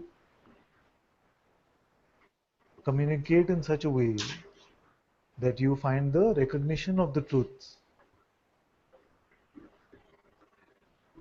The pointers in such a way that the recognition of the truth happens, of what you are, that clarity comes.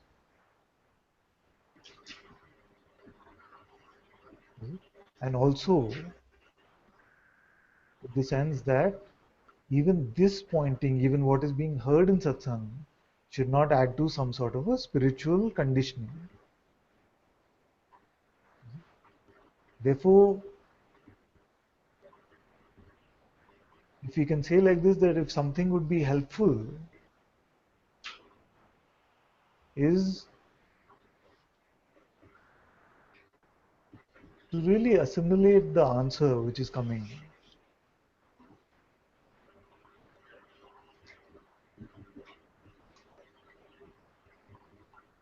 And have this sense of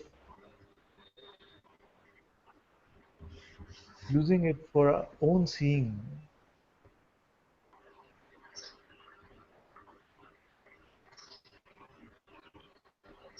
rather than adding it to a spiritual basket of concepts or making a competition out of spiritual concepts and saying, okay, this one is a grade 8 concept and this one is a grade 9 concept or something like this.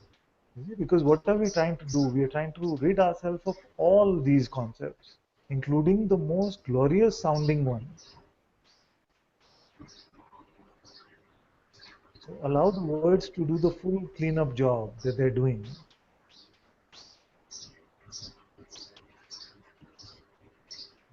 And as much as possible, it's not 100% possible, as much as possible, don't allow the mind to interfere with this assimilation or cleanup, whatever we call it.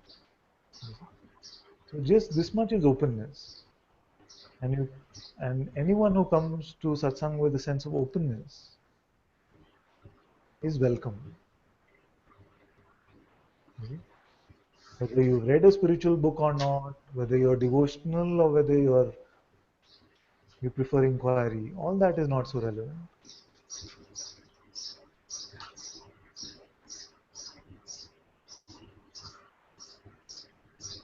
So just when you come to satsang, just come with a sense of openness and the sense of neutrality, about not knowing. Don't come, in fact, with any planned agenda.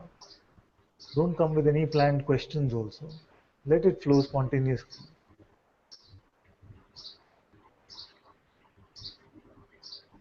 Many times in satsang we have questions which are actually just answers pretending to be questions. So that doesn't serve us any purpose.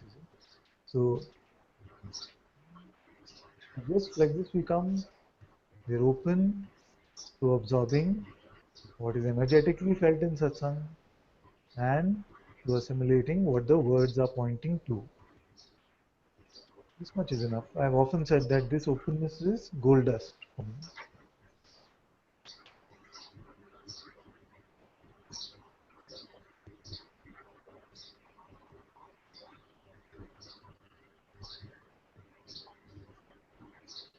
I think this is the answer that's coming up at this point.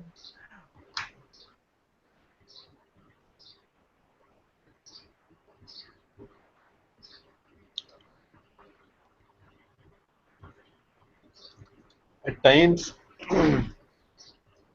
the ears, they don't hear anything. Yes. So it's difficult to grasp what is being said and assimilate it. I mean, it is like I see you speaking something. I see the other person speaking something. I don't know what they are talking. I mean, what you are talking with him or her. So nothing goes. Yeah. But I feel like it has been about a month I've been attending this satsang, and there is a considerable shift. There is a considerable shift. I'm less hooked to myself as a person now. Yeah. So I can see that something is being cut. You know, slowly and slowly something is being cut. And I'm finding it very, very beneficial. And I don't remember anything. I told you many times. Yes. So that is how actually, you know, I have opened myself before you. I'll continue to come in the satsang, of course. There is no doubt about it. Yes. The only thing is, like, at that particular time, sometimes it is assimilated, Yes. but then it is forgotten next moment. Yes. It is forgotten next moment. We don't need to. So We don't need to force our memory to remember. The assimilation doesn't have to be assimilated as conceptual remembering of what is being said. The assimilation just means if some words have gotten through, there will be some phrases, something that gets through, even through the blockade which the mind is creating or the energies are creating, there will be something that gets through. You see? And in that, whatever little gets through, it is enough to just look. Okay, so he said, what is here that is unchanging? We don't have to remember that he said, what is here that is unchanging. Just we check what is here that's unchanging. That much is assimilation enough. We don't need to use our memory for that. Bhagavan, I want to go in silence for some time. Will not be easy. I mean, it's not like a nishabd or being quiet from the speech itself. Lie within and remain silent. So at times I seek your permission.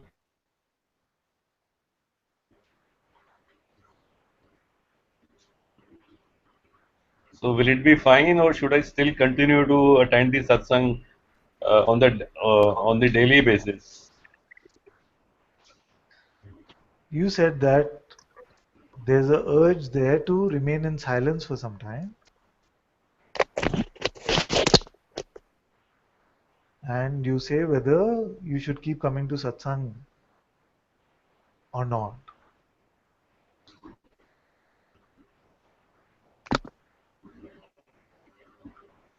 Let me clarify one more thing here. I'm sorry to interrupt. Yeah, missed in the middle. It, Yes. no, I'm sorry. Actually, it's not that the satsang is not silence, but sometimes when you are in the silence, then this itself is a satsang, internal satsang.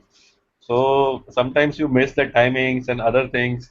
So they should not come as a kind of a like to do or it kind of a tick job. Yes. So this is what I was trying to convey. Yes. This is good. So it doesn't have to be regimental. It doesn't have to be forcible. For sometimes I will say you forcibly come, but that's different. You see? But you can just be very natural about it. And when you are naturally drawn to come, you're very welcome to come in the hangout, or sometimes many of our friends just like to watch from YouTube. That's fine. Either way, it's completely fine. Just let it unfold naturally. And just see that you're not coming to any mental conclusions about coming to satsang or not. Because the mind also tries to guide us about this, whether I should come to satsang or not. Don't make any conclusions. If you find naturally something is pressing the button, join hangout, then you're coming. You see? It can just be allowed to flow spontaneously. And if we find you missing for too long, then I'll ask for you. I'll send someone after you and say, where have you gone? Well, then I want to expose this. There is a kind of a jealousy, Guru Bhai jealousy, what they call. So this is coming, this is coming up, so there is a comparison. I don't want to actually elaborate it further. Of course, you know what it means. So this is at times coming up, where I stand in comparison to others. Okay, this kind of stuff is coming up. And initially, when I started attending satsang, then there was a tendency to, bring my intellectuality and my superiority on the knowledge into this. But it is not there now. It is not there now. By grace, it has gone, or almost diminishing now. So it is not there. So I just want to expose and uh, somehow by grace, of course, this will also be cut. This will also be cut. So Very good, very good. I just want to expose. to expose in the Sangha environment, in the Satsang space itself has great power. I'm very happy with your integrity and your openness to share openly like this. Because these are not easy things to say, especially when our conditioning is to have some sort of intellectual superiority or something like this. Then I know that it can seem like, can I really expose this? So I'm very happy that you're able to share like this. Thank you, Bhavan. Exposing itself is very beautiful.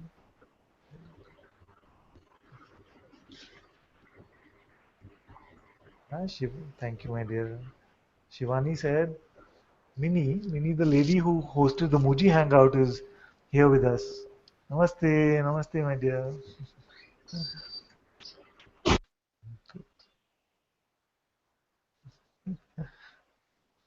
Welcome, welcome, welcome. Okay, we have a queue. Hello, What Father. is it, my dear? Yes, yes. Well, Shivani's just to say hello. I've watched many times, but I never said anything before. And thank you. Thank you for all your beautiful messages. Oh, thank you, my dear. Very happy to see you here. Father, she just drove like 10 hours? 12 hours. 12 hours across Australia to come and watch Satsang. Yeah, 1,000 kilometers to be at Satsang tonight. Yeah. From like Melbourne. She drove from Melbourne. Very good, very good. She's awesome. Okay, I'm gonna mute. Yeah. Thank you, my dear. Okay, we have a bit of a queue. So first Nitya and then Bridget. Hello. Hello. I don't know why I wrote that. No.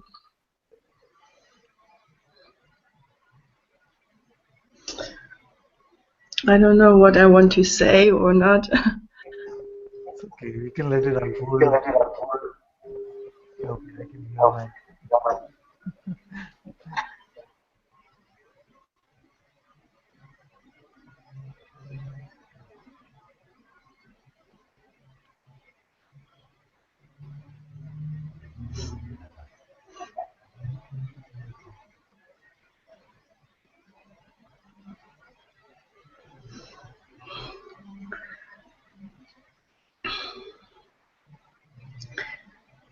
Something fell away here.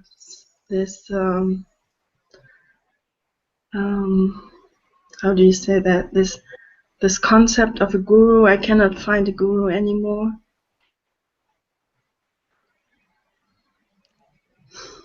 Actually, everything fell away.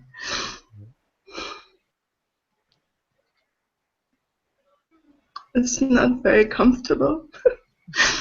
It's very good in a way. You're truly saying that the concept of guru has fallen away. Then that is also ultimately true, because there cannot be two of us. Is it? So Guru gone, Nitya gone, Sangha gone, Satsang gone.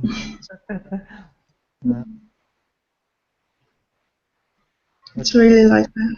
Yes. And any trouble still remains? No, there's no trouble with it. I just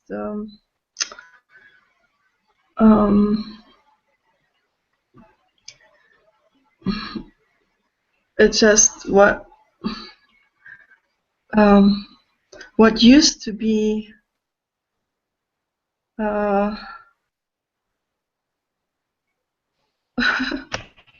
this person or some or identity.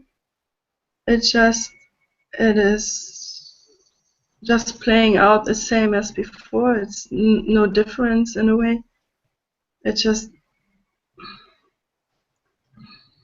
I have no words for it.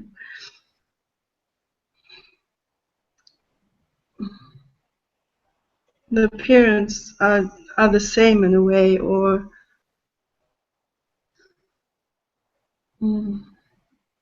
the stories maybe are the same, or it's just what is appearing. I cannot find anything actually anymore, and it's just what is here is so unspeakable, so beautiful, unspeakable. Very good, very good.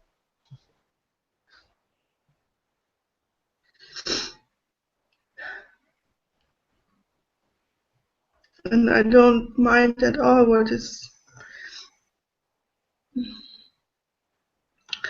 what seems to show up, or whatever, or what is expressed or not expressed, or I have just I just have no idea. It's just how it plays. I mean, it's really just how it plays. Yes. It's nothing to do with me, nothing at all.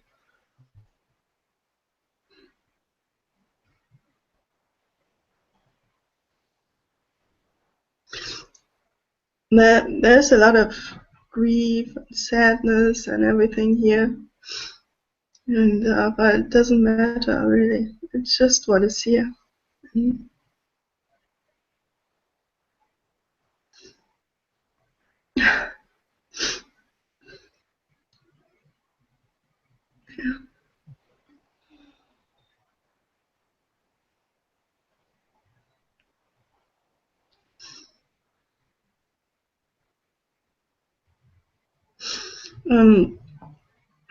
I cannot really. I don't really understand what is satsang for anymore. Yes. It doesn't make really sense to me, and it is felt as a great loss.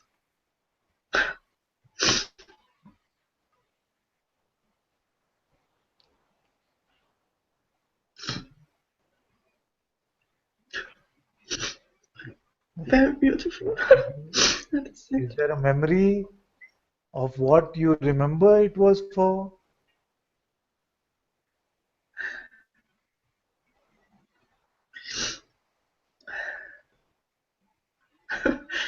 Uh,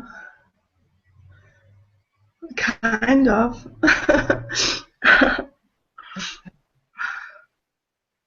I remember there's something far back in the mind, but I cannot grasp it at the moment. Mm. No, I cannot grasp it. Oh, good.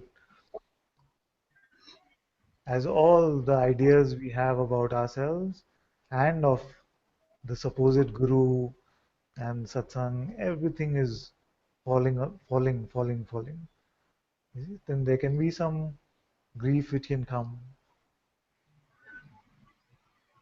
And even that, as you see and as you say, it's just another appearance.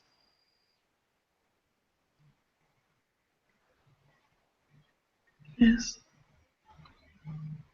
There is nothing outside of this realm of appearances.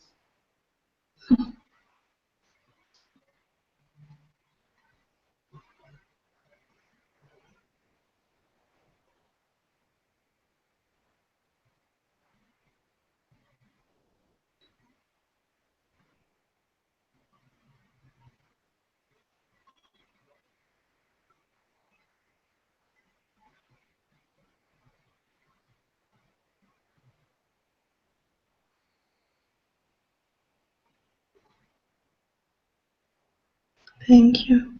I love you. Thank you. Thank you.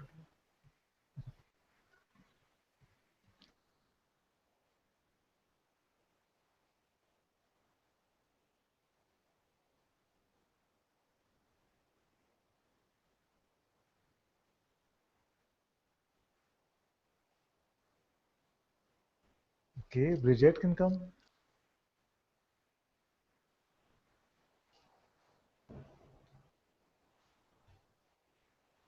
Thank you, Father. Can you hear me? Yes, my dear, I can.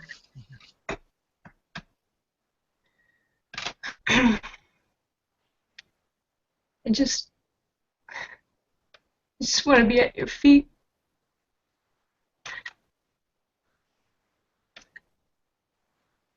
I'm here. I'm here with you, my dear.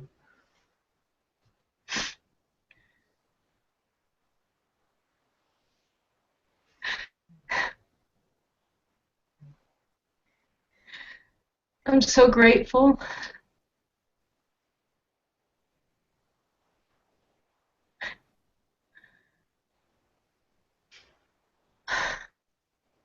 I'm just here.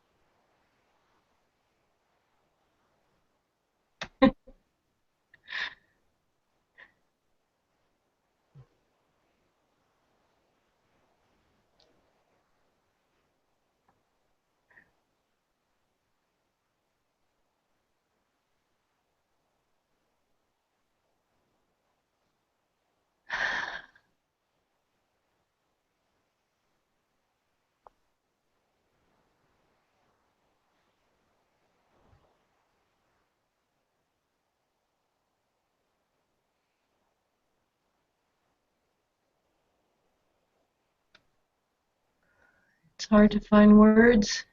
Yes. There's no rush. We have all the time. I don't know if there's anything to say.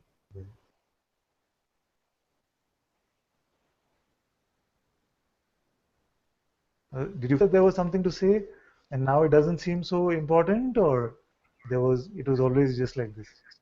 I just wanted to be here. Yes. I is at your feet. If something comes up, I put it at your feet. Yes.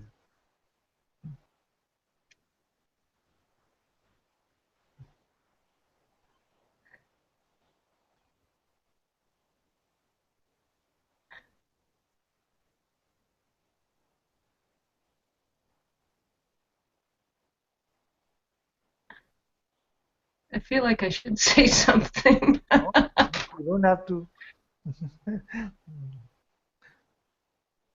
I'm very comfortable in the silence. And yet, if something comes, if the urge comes to speak, then I'm open to that also. Whatever is most comfortable for you is fine.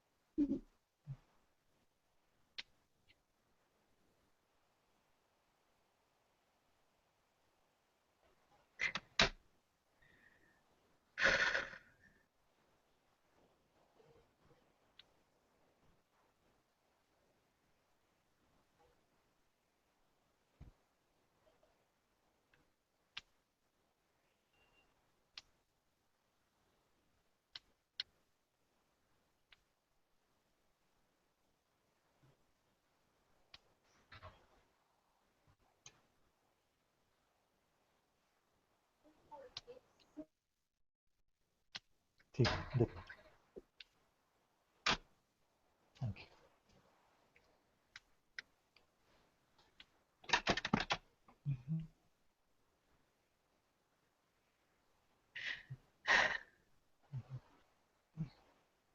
Thank you. You feel like you're complete, or we have time? I have no idea.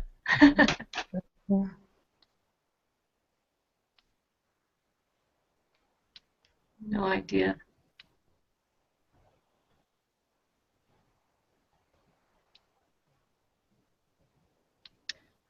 There's a tremendous amount of energy here. Yeah.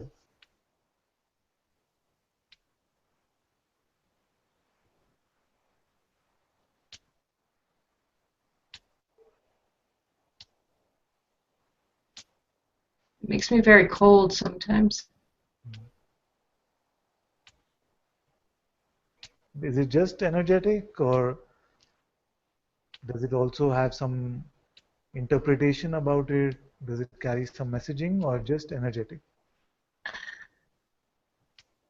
Just, joy or love, maybe. No, this is good.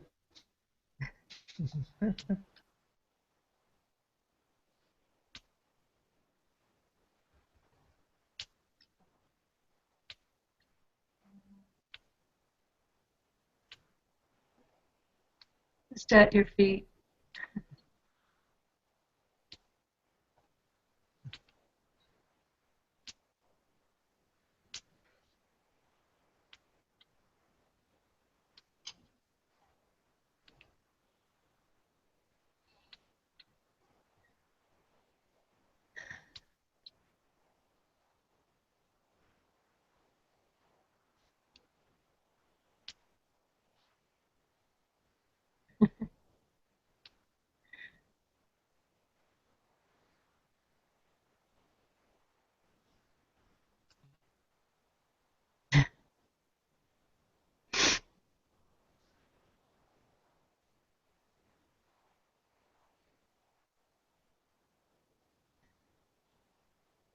This sense that I should say something. It seems like a social pressure. Yes.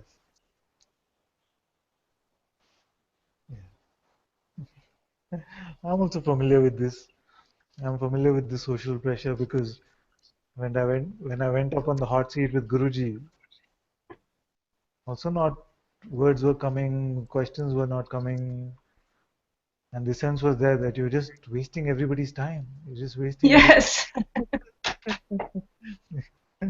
I even told him actually that you have to tell me when you want me to step down because I have no sense of it right now.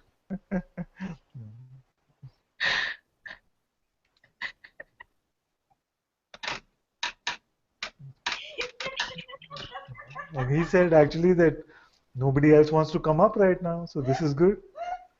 You're at the end of the queue. Nobody else wants to come up. We have all the time.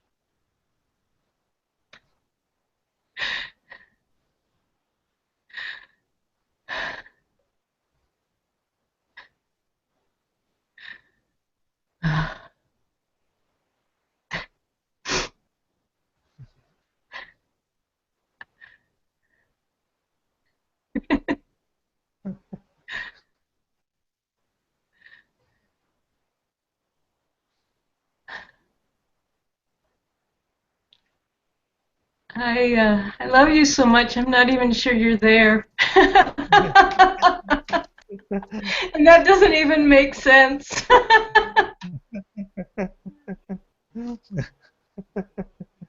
Oh, I love you too, my dear.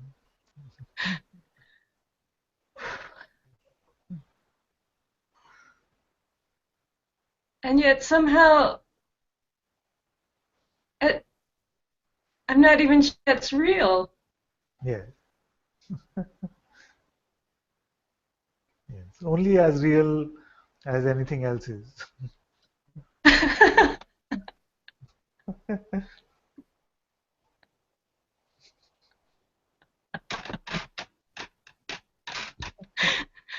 Oh. Whew.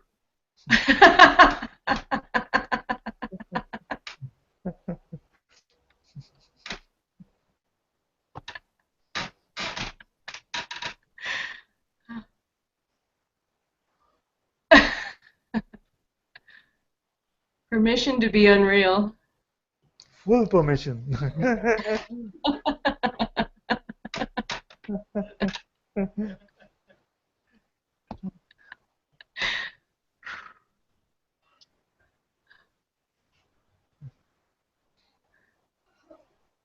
Full permission to also discard that which is unreal. And there is something which cannot go.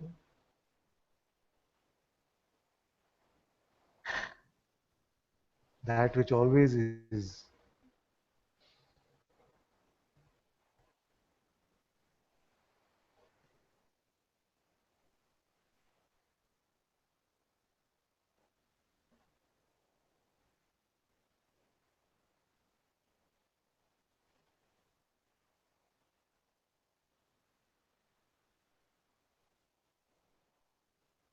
It feels like there's no grounding here. There's so much energy.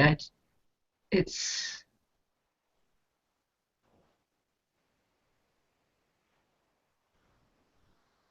I don't know. Nothing seems to. It's too strong.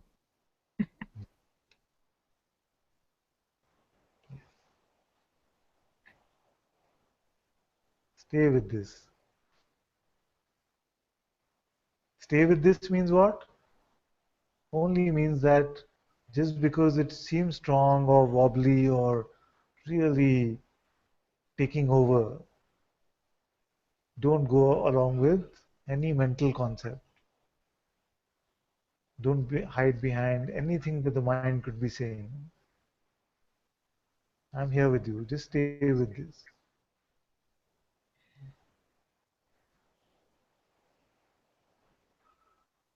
Thank you. So welcome, my dear.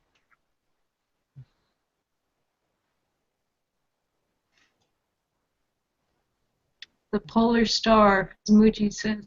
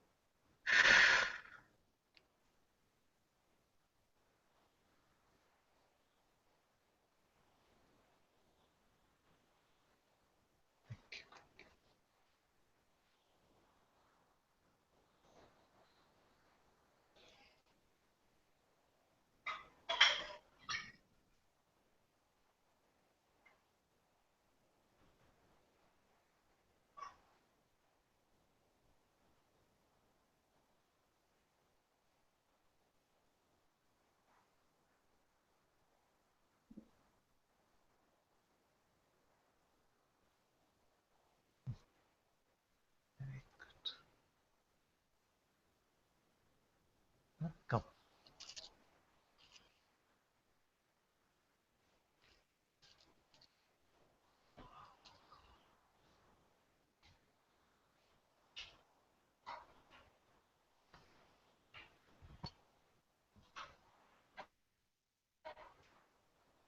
There was a lot of fear to come up. Okay.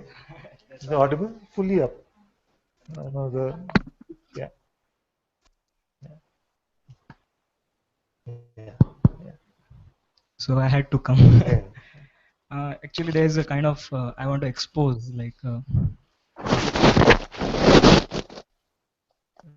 in general there is a fear of facing embarrassing situations and embarrassing situations.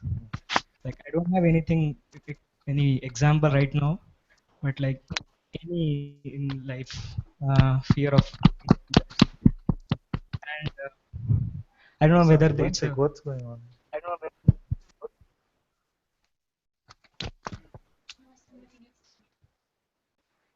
Okay. It's okay.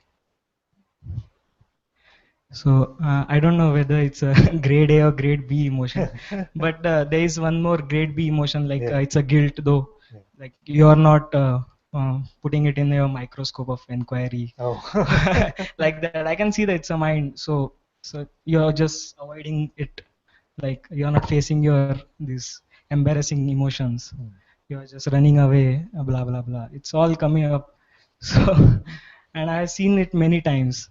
So I don't know. It's because of my belief. I don't know, but it happened many times. So this. That you're scared of embarrassing situations. It's not that I'm scared, but I find myself to run away many times. It's very natural. Who will want to be in embarrassing situation? But mind wants to make something. It's like I didn't carry any napkins, and suddenly there's snot coming out of my nose, and I'm sitting there. It's very embarrassing, so I'll want to run and wipe my nose, come back. Yeah, but that is obvious. No, I'm talking about the psychological embarrassment.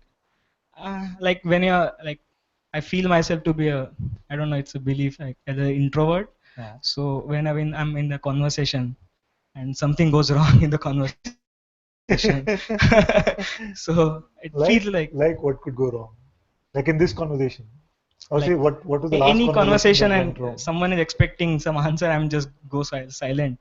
Sometimes it doesn't come up. Like a girl is talking to you. She says, "I want to be with you." And you say, run, like that? No, not like that. In general. I don't know. I don't have any Make example. it specific so I can diagnose the. You go to a doctor and say, "I have a general ache somewhere." Don't worry. I know it's a bit embarrassing.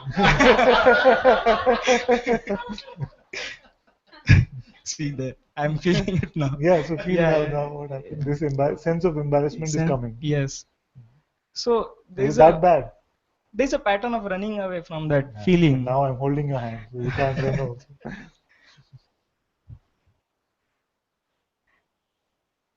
It's easy when you're like, I know it's but you know, you don't have to be so concerned about it. This introvert thing I also know very well, because this is how it played out here also. To talk was work. Yes, and if something goes wrong, then it's like that's what I'm talking about. Like what the going wrong means what? That you could say something wrong. Or maybe or the outcome does maybe not I was expecting some acknowledgement from him and he's not, so it's a kind of maybe like that.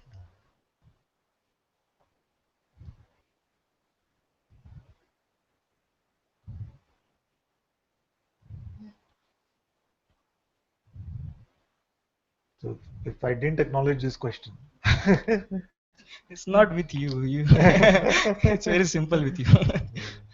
What is your question? And then there's a guilt that you're not inquiring. Okay, let's make it like worst case scenario of something going wrong. How could you ask a question like this? Hot seat and you ask like this? Doesn't work with me. No, not with you. When you're not prepared, then I have to sneak up on him one day. Don't worry, all this will automatically start to settle, and some of it can also remain actually, because it's not the complete 100% end of personality. Yeah. Even in all the sages, you see that Papaji would be different, Maharaj would be different, Guruji is different, all expressions are different. Yeah. So this play of some are more timid, some are more loud, some are grander, some are low-key, all this will continue a little bit. But it will not be important in a way. It doesn't seem like it's something relevant. So that relevancy will dissolve. The meaning will dissolve more. Yeah, I can see that it used to linger a lot initially, but now it's not. My mind wants something like, see, this is still there. Yeah, so I just wanted to. Very good.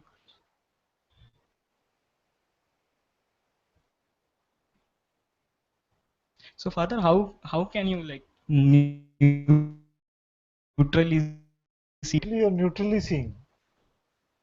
What does it get? What does neutrality seemingly get colored by? Is only by thought. The seeing is neutral right now. There is no difference in the way you are seeing and the way seemingly I am seeing. Yeah. It's only that the seeing from here is not colored by identity. It is not saying what's happening to me. But in the phenomenal world, like you said, I feel like I'm an introvert. Yeah. So how can you like? There's a thin line. So it's a natural personality and it's not a person. Yeah. So how can you Yeah. see? As long as it's just flowing, unfolding in this way, without relying on any conceptual beliefs, that's just the way it is. Words from here could be coming softly like this. From another expression, it could be coming loud and strong. Yeah. I'm not thinking about speaking softly or speaking loudly. Just So if you like make a that. story out of it, then It seemingly gets colored. Okay. This what is will always be what is, but then it seems to play in such a way that the pretense reduces the vibrancy of this appearance. Yeah. There's a term in my days called technicolor. No, now it's a HD versus LD or something. Ultra So because what happens is that even logically speaking, our attention is so limited that we cannot focus on a thought and the outside seemingly outer appearance at the same time. Try to do it. Try to focus on my nose and a thought. You will find that one will start getting blurry or unclear.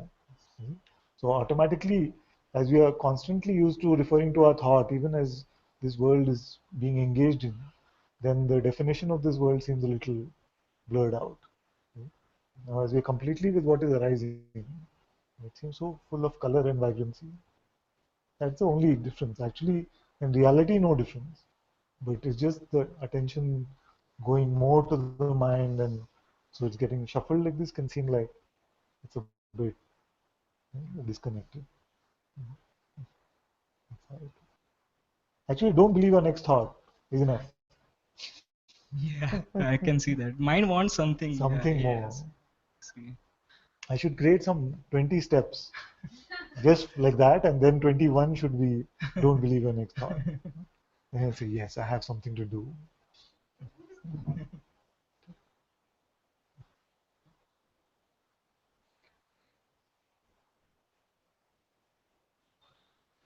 You're here tomorrow in Satsang? Yes. Yes.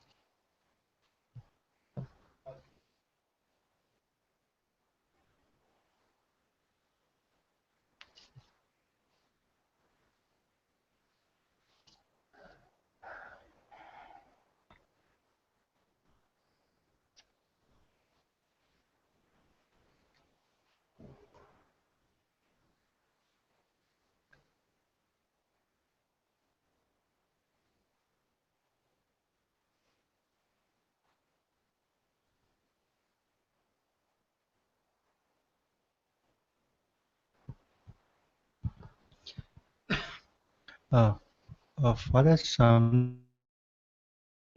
like don't believe your next thought. So it's you don't have to believe that thought, but it's like it's and means so many times in office and all that. Fine, like you believe something and not. It's just your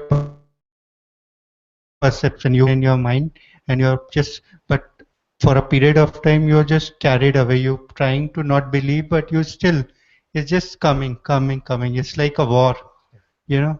So how what to do means sometime I tried like yesterday I tried like seeing that thought and then okay let that thought come, whatever it's coming. If I am arguing it should not come, let it come. And then it comes, but on the same time there's like energetic Movement happening where it something was is. there, but underneath there was a like it's not real, but it comes with a full potential like that way. So how to do or handle that? quick answer is that there is no doer. So don't worry about how to do. But if there is a sense that I can do something, then I've said, don't believe your next thought. Now what you're saying is that there are situations in which even that sense or this understanding is not there, that I'm getting caught up in these thoughts and anger is coming or whatever could be happening, you see, and that event is over. Then when that event is over, the event is what it was, and you as it is say there is no sense of that I can control anything over there anyway. So that got over. Then at least if you're not believing our guilt thoughts about it or our pride thoughts about it, that itself is enough. We don't, I'm not trying to make it in such a way that someone comes and slaps you on the road and you're saying, don't believe your next thought, don't believe your next thought. Not like that. It's not a practice in that way. Just whenever there's a sense that I can do something, then extinguish this sense of doership in this simple allowing of all thoughts to come and go. Because the truth of what you are is undeniable. The appearance of all of this play will also continue. So none of that is changing. Appearances will appear. The truth of what you are remains untouched and unchanging through all of this. The sense of controlling something which actually belongs to no one, can be given this bone. Can be given this bone to chew on. Till even that extinguishes itself. And you'll say there's nobody here even to believe or not believe. These thoughts are talking to nobody, so how can belief go in them? It will become so natural that it will seem unnatural to believe actually. When you believe a thought, it will seem as if you, instead of taking some sugar, you put some salt in your mouth. It tastes like that. Just like this. So when the strong situations come, you as it is say there's no control, nothing to do, it just something happens. After that, rather than picking up guilt thoughts about it or pride thoughts about it, you see it for what it was, just another appearance, and don't make any reports about what happened. Yeah, it's like reactions were not coming, but it's just one after another. It's just something is talking, and you want to witness, but it's just going on. No, talking from this mouth, your body's mouth. No, it's like thoughts coming, thoughts. which unwanted thought, and it's just coming, Yes. and it's just coming. All You thoughts observe. are unwanted and they keep coming. You see? Now, if we put the label unwanted, then they seem to push that button more and more. If you just say, yeah, come and go, it's okay. My house is open. Here, both these doors are open. I'm not saying anything is wanted or unwanted. I don't want to do anything with you, but you are welcome to come and go. That's how thoughts become. There's some visitors who are coming and going. It's an energy construct, no? Walking about, wanting points from us. You see, this is the ramp. Where the judge is sitting over there. It just wants to be noticed and believed, and wants a 10-point ranking or something. So you just say, yeah, I'm sitting. It's coming and going. You don't care. You see, nothing is getting any ranking from you. You see? Then that itself, you'll find that they become milder and milder. Attention also is not so attracted to them. But when you say, you, I'm so happy you came. Or you, how could you come into my house? That is when the trouble comes. When you say, wanted, you are unwanted, like that. Then you're buying into, then you're giving the points.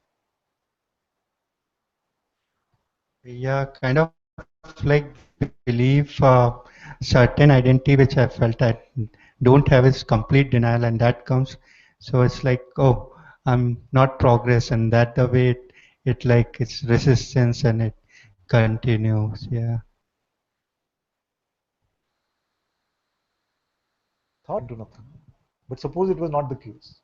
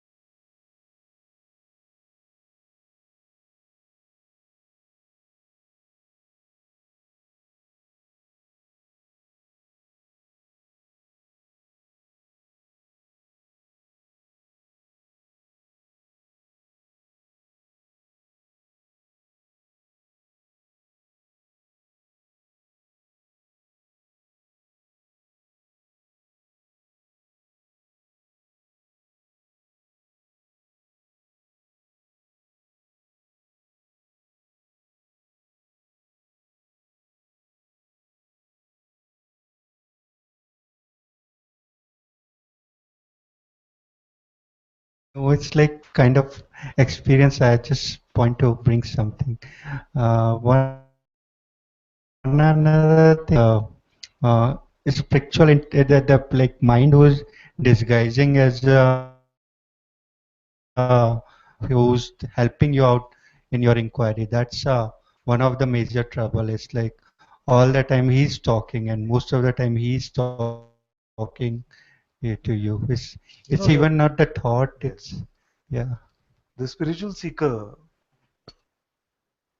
wants to graduate and become the one that found something. See? The finding. You see, this is the spiritual ego. So if you notice this, then you know it is egoistic. It is not happy to just say, okay, I found the truth. It also wants to convince everyone else that I found it. You see, it's not happy just sitting quietly. It wants to go out there. If it notices some argument or some debate or something, it wants to jump in and say, hey, I'm going to tell you what the truth is. So this is the spiritual seeker which graduated into the seemingly enlightened person, or the spiritual ego pretending to be enlightened. But, but you find that none of these byproducts are there. You're happy and content just to sit in silence.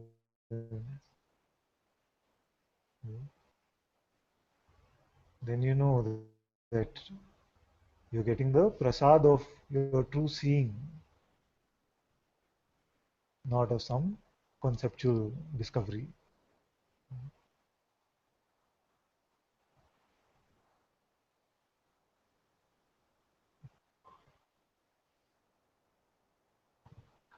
One more thing for like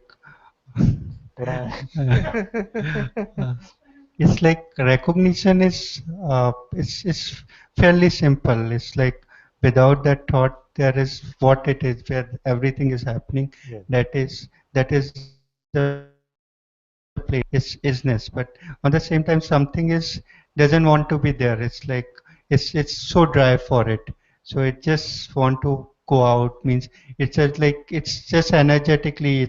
It's like it's so dry. Means it's nothing there in kind of, and it's like that continuous that struggle or fight inside keep happening. Yeah. And where does that lead you usually? From dry to big trouble. Even there could be glimpses of momentary happiness or joy or some achieving something or getting something. But you see that anytime we pick up this, any idea about ourselves, because it is not true. See, any idea about myself is not true. So it is bound to lead to some trouble, some suffering. You see? Now,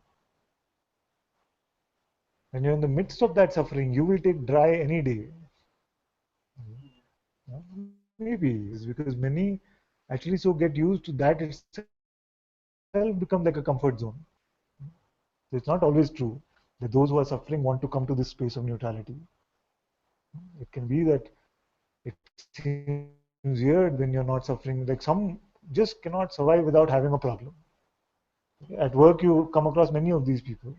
That if there's no problem, they actually go hunting for a problem. Yeah. Otherwise, then they start focusing on world problems. If there's no problem happening,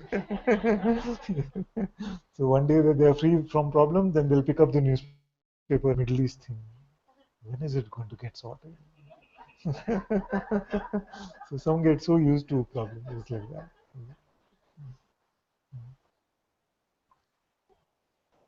So this is the usual movement that we are talking about. But also,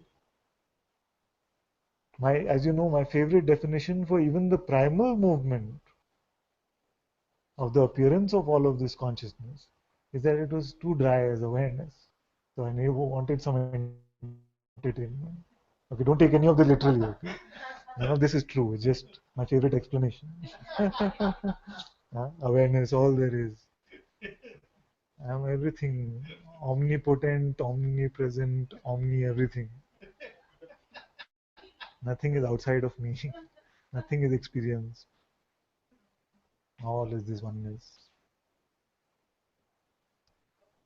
So it's very popular in our scriptures to say that there was a primal urge for this experiencing of itself.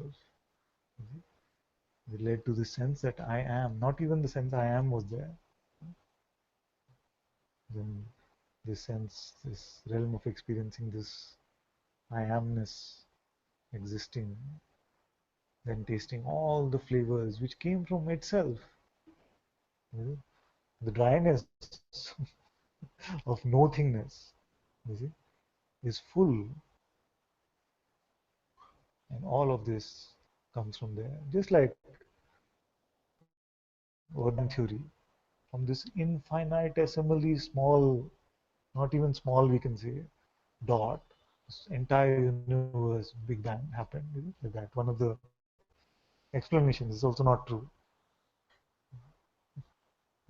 It's a fun explanation.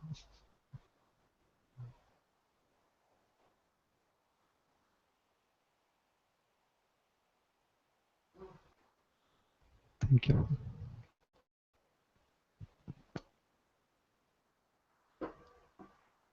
And that is why also that it is not that when we give up on the idea of personhood, this realm of experiencing vanishes. It doesn't happen that way. The experiencing and in fact, you can say that the intensity of the experiencing seems to get brighter, louder. You go and pinch a sage, you will not say there was nothing, there was no sensation experience. Sensation still continue. Pain, pleasure, everything continues.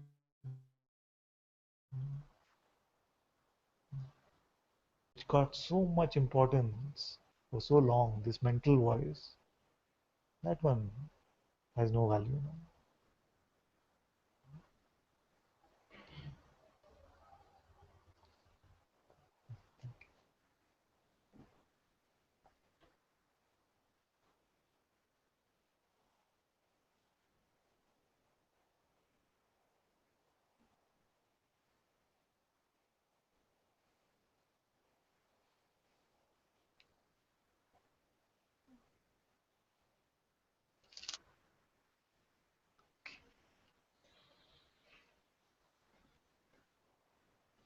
Thank you all so very much for being in Satsang today. Sadhguru Shri Muji Ji ki Jai. Jai.